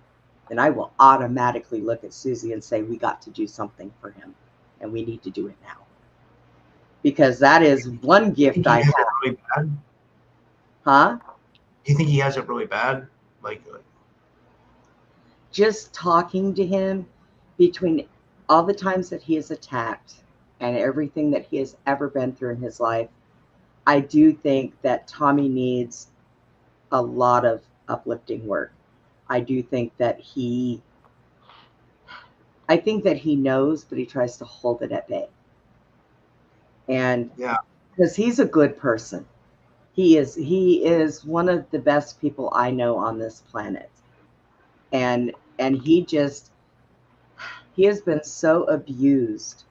He has And a lot more spiritual power than he realizes. yes, and that he does. And I think that's what makes it easier for him to fight the way he fights and to try to stay as positive as possible, because he does have a lot more power than he knows. He really does. Yeah. And I think that he just needs the right linking to the right people to be able to pull that out. Yeah. He just has so much, you know. He gets negativity from some of his family, and that's not cool. You know, the one thing that he relies on right now is the love of his family, and he gets I think the demons that torment Tommy are from Aquino. Well, yeah. Yeah. Yes. I mean, it I took me a long time to shake that off of my ankles. Yeah. It's horrible. You know, the things I sit here and I think about everything that I went through in my life, and I can't say that my life was any worse than anybody else's, because I meet somebody like Tommy and I think, oh my God, I couldn't have gone through that. I wouldn't have lived. You know, and Yeah. matter of fact, we were talking about it on Abe's show last night. As many bones as I have broken in my life, as many times that I have died and I've been brought back, as many things that have happened to me in my life, losing my leg, everything. But I will pop right back up, because why? I'm a fighter. And the last time that I was brought back to life, I heard the voice saying, "You are not done yet. It is not your time. Go back." Wow.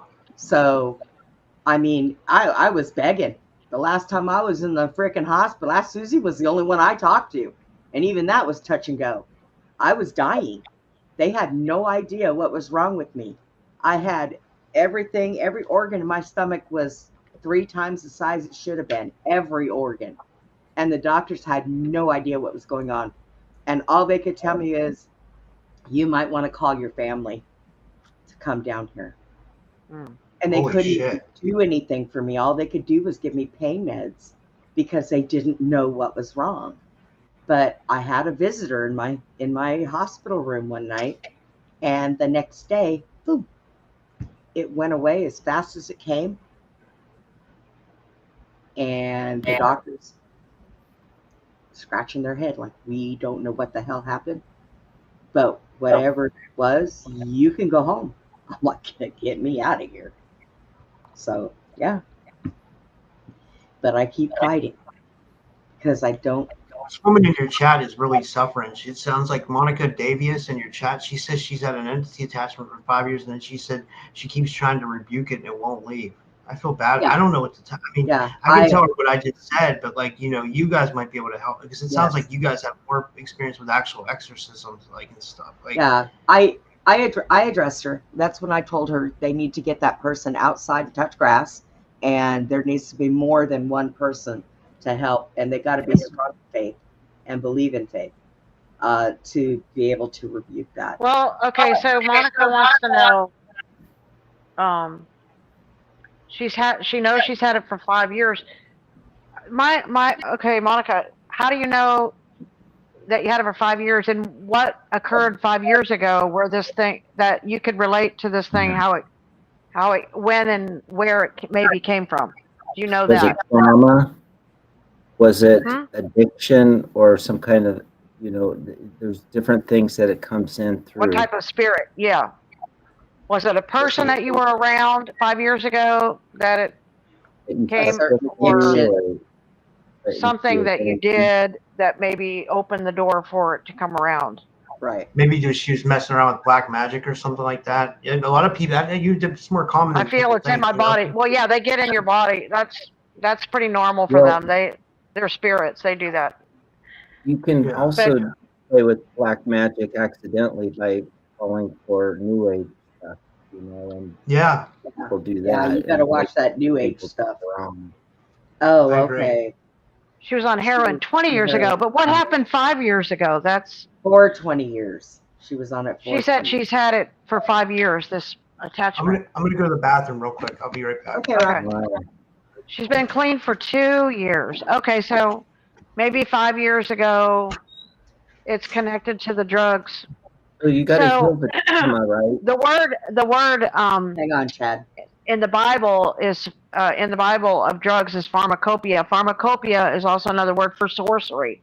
So it could be that is like you're talking about, Chad. When you say you're probably hitting on it like the black magic, it's probably something to do with that type of spirit. You know, some dark sorcery type black magic type spirit that's still attached to her. She used to do crystals. Crystals. Well, I mean, crystals aren't necessarily good or bad. I mean, they're just crystals. But the drugs is probably the demon that was connected to whatever. One time, my brother James, he told me the story. One time, he said they were in this car and they were smoking pot. Okay, and he said this skull with a bandana came into the back seat. They had the whole back car full of smoke from the pot. You know, he's smoking this pot, and it was all smoky. And this skull comes in, a little tiny skull comes in with a bandana, and the skull says, "Are we having fun yet? Ha ha ha ha ha ha!" And it takes off. You know, and this is while he was doing drugs. My brother said, "That's it. I'm done with the drugs." You know, this demon came in. Are we having fun yet? Ha ha ha ha. You know. Yeah, and Suzy, people that do like psychedelics and stuff also see jesters and clowns, and they see the same thing. They're just right there waiting. Yeah. Right. It could be attached to the drugs that she did, and it could be, you know, it's just an attachment that's been hanging around. Maybe looking for a weakness for her to go back, or trying to find, you know, a connection that can connect her to somebody to take her back to that. You know what? I would just take authority. What I would do, and I would pray, if for her, Monica, I would say, in the mighty name of Jesus, I put a hedge of protection around me, above me, below me. Okay, and that no weapon formed against me will prosper. Yeah, and anything that tries to come within my hedge of protection, let it be electrocuted by the Holy Spirit in Jesus' name. Just keep your prayer simple and easy, and ask God for that protection and that ability to deal with this demon. And then if that demon does try, and because you ask God to take over and do this, then it's going to have to deal with God and not with you. You know, Monica, all you got to do is use a Ouija board once. Because if you don't know how to shut it down, you leave out whatever's there, and it'll stay out for as long as it can, and you can't put it back after these many years. So what Suzy said, yes, that is correct. Also, get a Bible and start reading, and just read and do it. But it's not. Pray, and it's not really about asking God, Monica. It's about taking authority over these spirits yourself personally. You take authority over, because Jesus said, "Greater things will you do than I did." So he just set the way. He showed us we can do greater things ourselves. You know, we have to stand up for ourselves. You know, I'm going to tell you, Monica, coming from somebody who used to do shrooms, smoke a lot of pot, drink, I've done cocaine. I was a rough teenager because of my life. Okay? So I did these things. It took an awful lot of me realizing that I was worth more than that. And with Jesus, I walked away. And I never went back. And my life started to get better. And I would read the Bible, and I would read any book I could find, and just devote myself to, God wouldn't do this. Jesus wouldn't do this.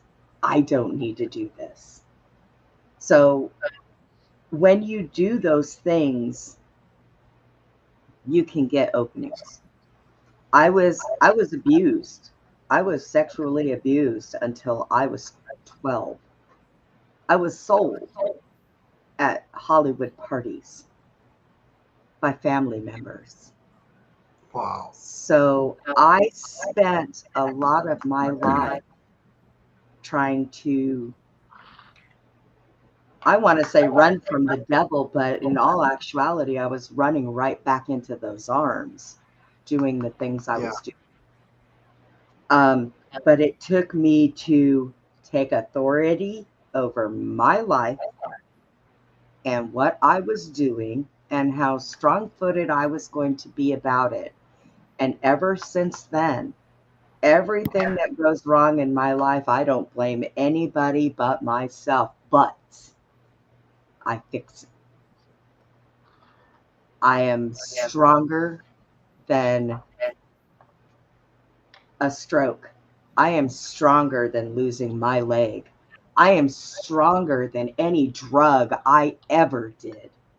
I am stronger than the alcohol I used to go get drunk on and fall on my face walking into a house. And I'm stronger because Jesus Christ. So you need to talk about that when you go into Abe's chat next time. And let's let Brother Abe and Jack and all of us over there on that channel pray for you all at the same time. Yeah, we'll put a lot of heat on that devil. Yeah, we'll send a fire of the Holy Ghost on him, burn his ass. You got that correct. So, I mean... Who's Abe? Who's Abe? I don't know. I think I know that. Abe, his channel is Spiritual and Encrypted Encounters. And the way that he has seen spirits and everything since he was younger, but his family was involved in a lot of... They're Hispanic, and they were involved in a lot of witchery and different stuff like that. So since he was a kid, he has always battled demons. Now, when he sees Bigfoot, he sees them as DDN. They're spiritual. He rebukes them. They leave. Wow. So he does see, he has a lot of spiritual things that he deals with. He takes video, and we break the video down, and you can see witches in his video. You can even see their familiars in the video. I mean, he's off tonight because he took his wife to took her out. They go on a date night like every other Saturday or so. He takes his wife out on a date night. But the rest of the time he's on, and usually anywhere between 11 and midnight. And I'm pulling at him tonight because he's usually on for 3 or 4 hours, and here we're going on 3 hours and 30 minutes. Look at us go, boys. How long have you been going? I was going to say I got to go to bed soon. It's like 1:30. I'm on the East Coast. Are you guys on the East Coast? I'm on the East Coast. I'm on Pittsburgh. No, we're on Central Time. It is Central. Yeah, it's 12:24 or 12:34 here. So yeah, yeah, we're an hour behind you. I was going to tell Monica. Monica, look, you need to get spiritually angry at the devil and the enemy. I mean, you stand out in your yard and you tell that devil where to go, and you're not going to take it no more. And you take authority over your own life. You have to make a stand, and you have to fight the devil. You have to literally tell him in Jesus' name to go and don't come back. Right. And like I said, Monica, yes, he does believe that because that's the way he sees those things. He doesn't see them human flesh that you can touch. So, but Rob, yeah, if you've got to go to bed, thank you for coming up here with us. Yeah, it was fun. I was going to say that the only thing is that I'm having a like you could call it a fall, whatever you want to call it, Halloween, whatever. October 30th, Devil's Night, which is, I know it sounds pretty bad, but that's what it is. But it's anyway, it's open to anybody in the community, and I have it every year, and all different kinds of people show up. I never know who's going to come every year. So I think you were there last year, Brenda. You were there last year. That's probably why you have all those weird dreams, Rob. We'll come protect you, Rob. We'll come protect you. That devil ain't got nothing on us. No, but you invite everybody to come on open mic. Is that right? Yeah. Yeah. Whoever wants to come can just kind of show up, you know. And that's what makes it fun because you never know who's going to show up, you know. So Yeah. I don't know. Yeah. But this was awesome. I had a great time. I'll come on anytime. Anytime. This was so much fun. You know. Great. I never know when you're available or not. So when you popped in the chat, I was like, hey, you must not be doing a show. Yeah, I just got done with one. I did one with Matthew Mornian tonight, where and then I was kind of, I don't know. Suzy sent me a link, and that's what made me pop in. I was like, oh, I'll check it out, and then so it was, it was cool. Yeah, Monica, I'm gonna say something again. She said it helps, but it's not easy to get it up. Monica, you gotta keep doing it, girl. Just keep it up. Yep. Keep it up. Look. Oh, and also, Monica, try to concentrate on exactly where it came from. That's going to help you get rid of it. You got to find out where it came from. If you suspect that it came from the heroin, I am going to tell you don't concentrate on that. You just you don't want to do that. Addiction and trauma go together a little bit. Spirit of sorcery or heroin or whatever. Yeah, but it will help you take authority over it if you know its name and where it came from. Yeah. But I threw a bunch of those names one time. Yeah, let me let poor Rob go. Well, I just want to say the fact that she says she's had it for 5 years and she's doing so well. She seems like she's doing honestly decent because like I said, these things will honestly, and I'm sure you guys know this, they will really try to infest your mind. Like that's what they target. You know, they target the mind and they really want to fuck you up. So the fact that she's somewhat cognizant is like really good. You know, I had a demon, Rob. I had a demon that kept coming after me, and I asked it. I asked it. Its name was Simjaza, which is like one of the top demons. Okay, and he told me. I confronted him, and he said to me that the reason he came after me, he is the accuser of the brethren. That he would falsely accuse me. And make up stuff to all these people, and that's how he attacked me through all these different people by making up lies. So once I realized, that this demon Simjaza was making up false stories about me, and then making all these people tell lies about me, and I came after that demon, and I bound that demon, and that's what I'm saying. You got to kind of figure out where these demons come from, who they are, call them out, and take authority over them. Yeah. Yeah. If you ask it to tell its name, does it have to tell its name? Is that one of the things? If you what? If you ask it its name, like if you're in the middle of like a deliverance or something like and you ask its name, does it have to tell you? Good luck. You can. This one, I knew the name. It came to me like I knew who he was. I knew what demon he was, based on what was going on, and then. Give me one second. So, yeah. Jason, will you post the link to Rob's show in the chat, please? He just did. Oh, did he? Oh. Yeah, and I went there and subscribed already. Well, Monica, it could be a generational demon too. That it could be attached to you from past lives or family curses that were done in your generation too. Yeah. So that if it could have been there a lot longer if it's been in your body. You got to figure out where this demon came from and who it is and why, what it's doing to you to identify the demon itself. Who's in? Oh, she says it attacks me physically because it's in my body. She says it attacks me. Yeah. So it's getting physically attacked. That's a good challenge for us all. To figure out what demon it would be. Because you did give us the list one time, and you did tell us, what they were. All these different demons that are out there? Yeah. Mm-hmm. It would be interesting to find out which ones they are. I mean, if they're going to take the time to bother us.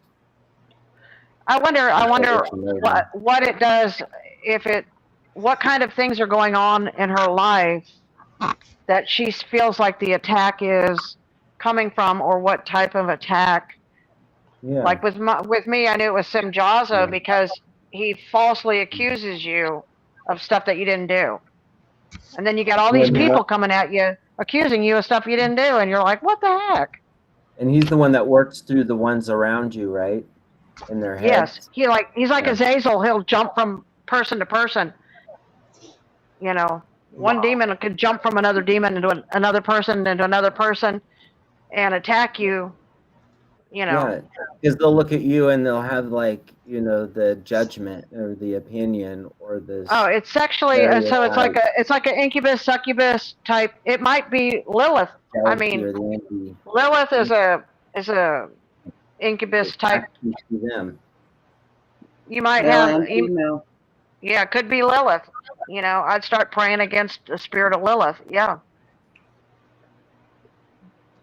Well, I better get going. Thank you guys so much. Seriously, this was awesome. I really appreciate it. Well, thank you, Rob. You have a good night. Good night, Rob. Awesome. God bless you. I'll see you guys soon. Take care. Good night. Okay. Good night. My little demon is tugging on my shoe. What do you want, Putin? Her puppy dog. What do you want? Putin is tugging on my shoe. He's like, "Hey, Mom, are you gonna ever?" Oh God, my other computer screen. I hit a wire. Well, and it keeps going off. Look, she said she gets sexually attacked. That's what Lilith does. She can become male or female. She'll take eggs or semen from humans. So if it's a sexual demon, it's probably connected to Lilith. Yeah, it's a pretty powerful demon, actually. You know, that's probably why she's having so much trouble. But if you know who she is, then you can bind her up and rebuke her. You know, cast Good her night, out. Ivy. All right. And she kind of rules through infatuation, through lust, through different things, right? Like,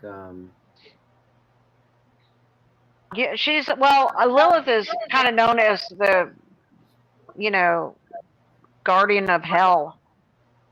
You know, she's you don't want to be like. She's probably one of the most powerful demons, in my opinion, out there, as far as evil power. Yeah.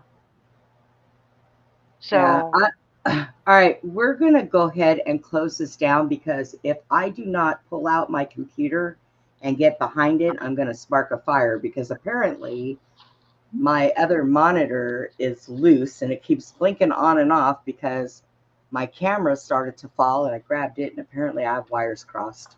We don't want to push you She's too like, far. oh, wonderful. Well, look, Monica, pray about it and ask God, you know, and pray against Lilith, okay? Yeah. And do some research and, yeah. Good God, Giggly Wiggly, what did I do? I'm sorry if she's after you because she's not very nice. Yeah. Never pleasant, any of these things. No, right. none of them are nice, but she's a little weird, okay? As far as demons go. I mean, yeah. But yeah, and whatever you're doing to where it's not, you do need to do it every day. You know, pray every day, take authority every day, stomp it out every day. Yeah. Easier said than done. It's it try is. for 2 days a week. Yeah. Every day, every day. But your words mean more than you know they do. Trust me in that. Your words mean a lot more than you think they do. And once you get in the habit of it, then it becomes a practice. And then you can really feel it solid around you. I gave up my spirituality like a couple years ago, and because of, you know, discovering the person behind it was like maybe a pedophile or something like that. But I really did have a lot of energy built up around me.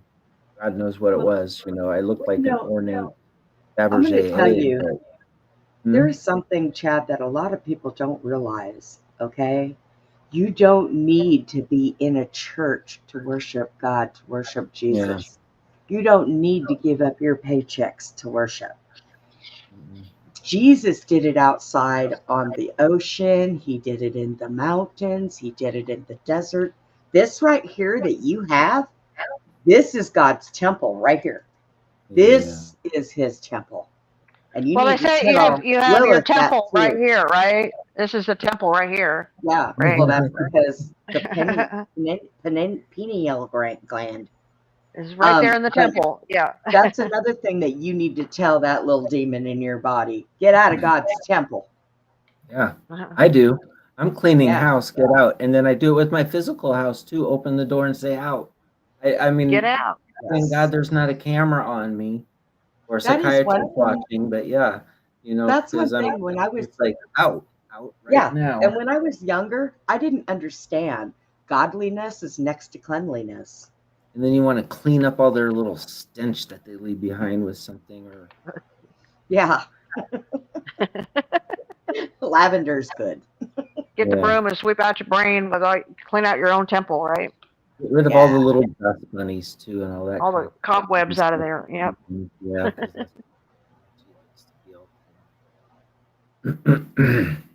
You can do this, Monica. You can do this.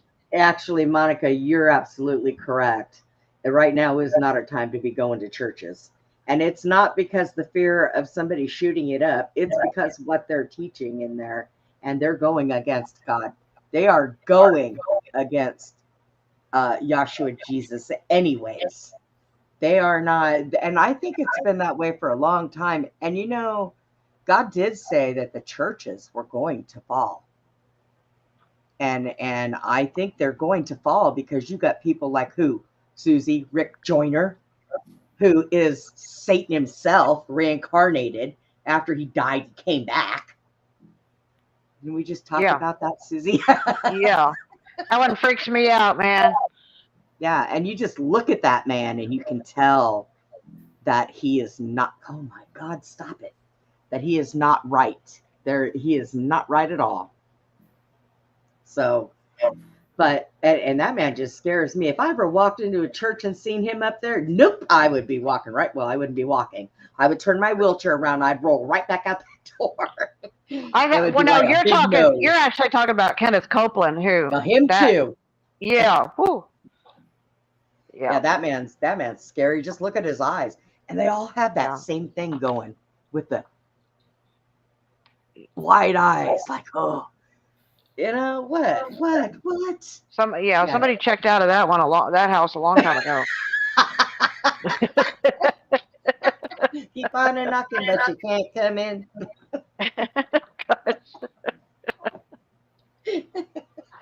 You know what we're talking about, Chad? Kenneth Copeland? Is it like a big convention type preacher? Yes. Because I'm telling you, when you should show a little TikTok of him or a little short thing of Kenneth. I'll see if I can. I'll see if I can my find waitering days, and when those conventions would come into town, these people kind of a scary dude. Kind of scary dude. Yeah, kind of scary. Yeah, I mean, seriously scary. I mean, there's no. They pay with like a wad of 1s and 5s and 10s for their dinners. If there was anybody that was scary looking, you find something? I know you can find something good on this one quick. Hang on, I did. I found something. Yeah. Be prepared for scary. That I have ever seen.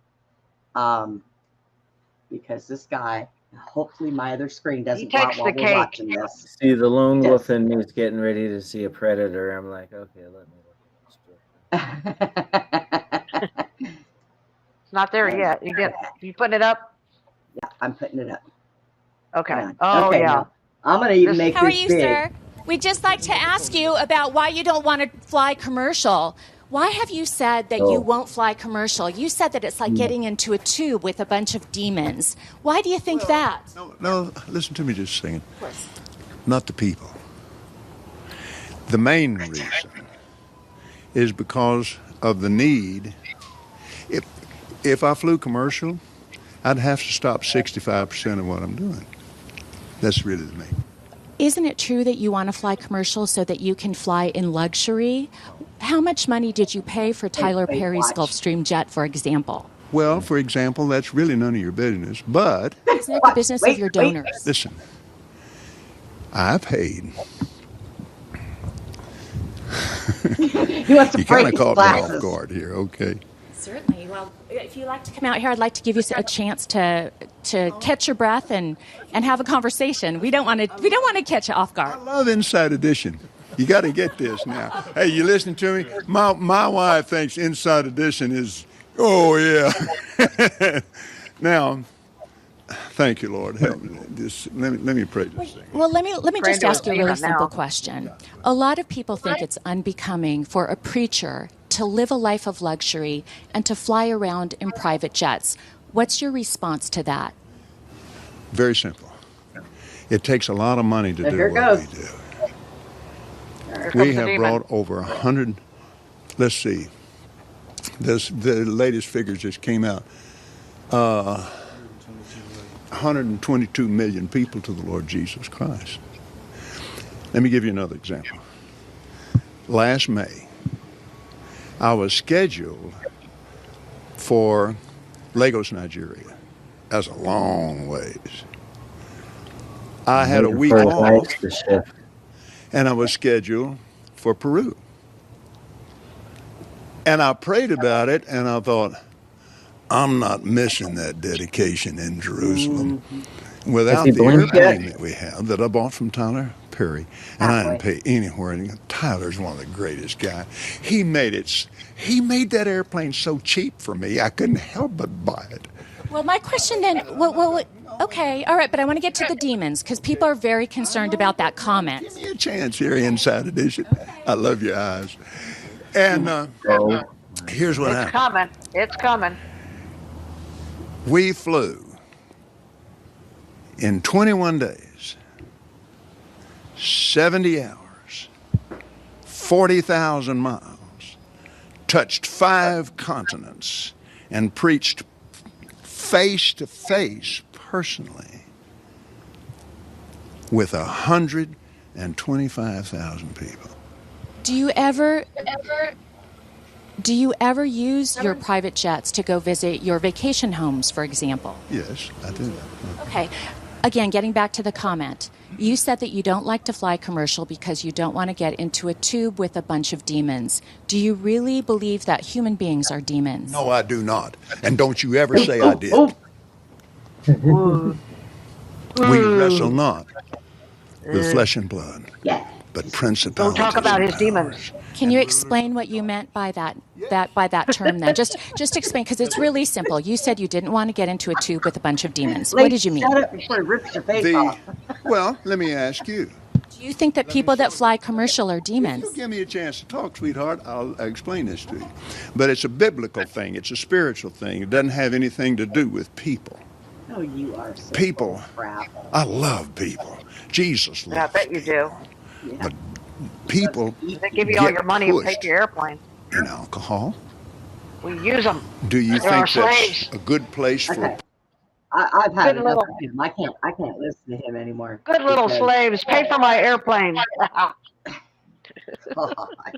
That man is No, listen to me. But listen to me. Don't you ever say I said that.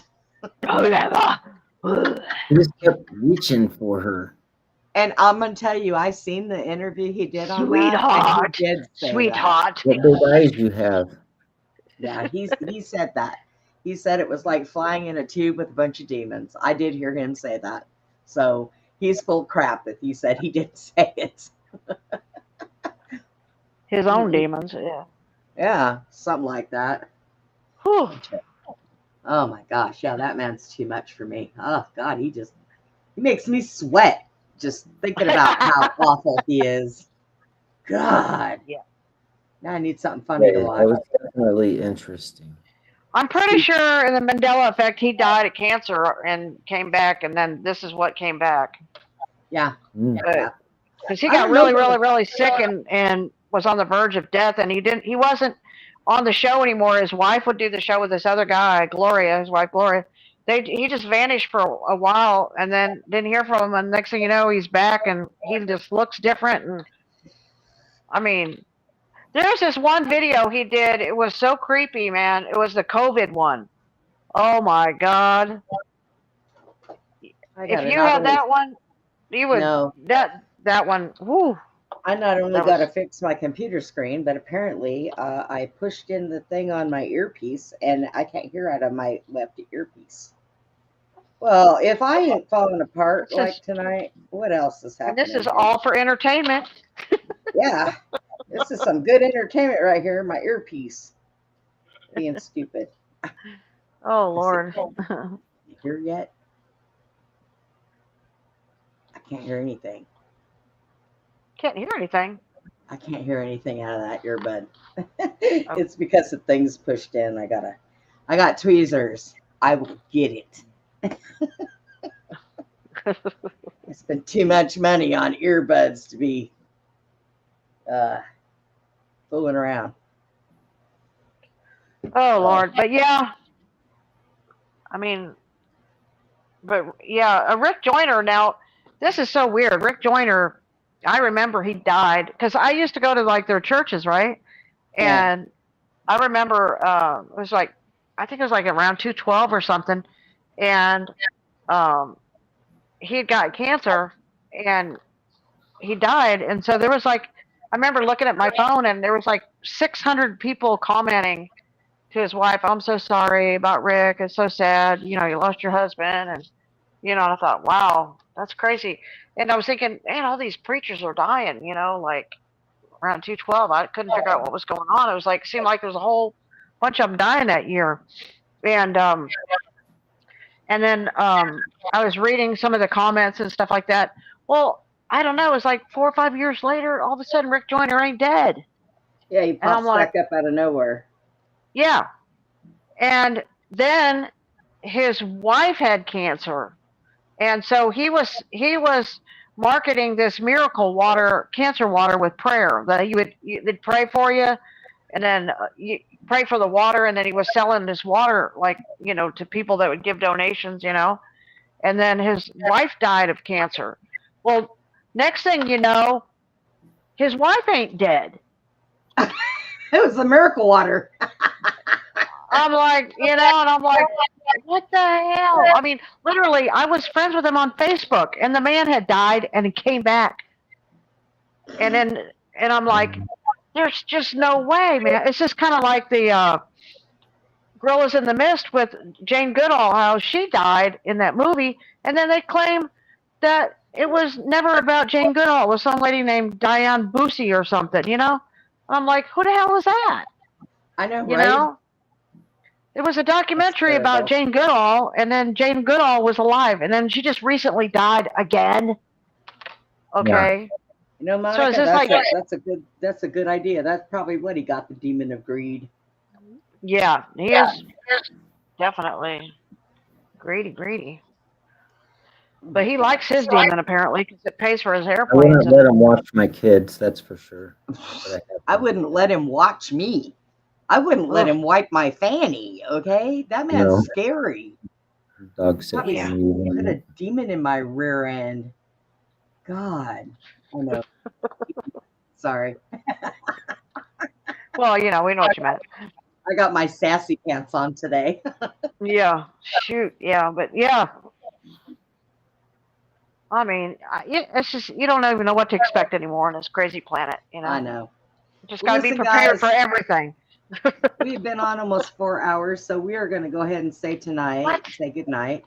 Make sure that you guys join me here on this channel, 1 p.m. Central, 2 p.m. Eastern, for the Daily Gazette with Sports Cat and I. And then watch notifications. And then I want to do shows with Chad, so we got to talk about what we're going to do. So watch notifications because I'll just post them when we get ready to do them. Usually we do those during the week and save the weekends for, you know, Suzy when she's not going to her horsey stuff. Horsey Horsing stuff. around. I'm horsing Yeah, around. she's not out there horsing around with her horsies.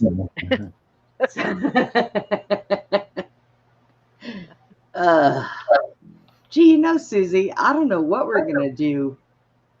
You get out there and you start opening up that place for horse shows, because we all got to be all hands in and doing work out there and stuff. I got to find time for shows. Woohoo! You're gonna have to reschedule everything. I know, right? I'd be like, let's just move this one here and we'll put this one over here, and it'll be like a jigsaw puzzle. Right? But I will be in the country and I'll be able to breathe better. You will. Yeah. And I'll be able to not have allergies. There you go. What are you doing, Not the Kat? kind you got from that place, yeah. Plus, you better got leave that that stinky alone. plant down the road, but you got to smell that all the time too. Oh my right? God. And it's right behind me. It's not even down the road. I wish it was down the road. Mine not smells bad. Yeah. I could throw a stone at it. It's like,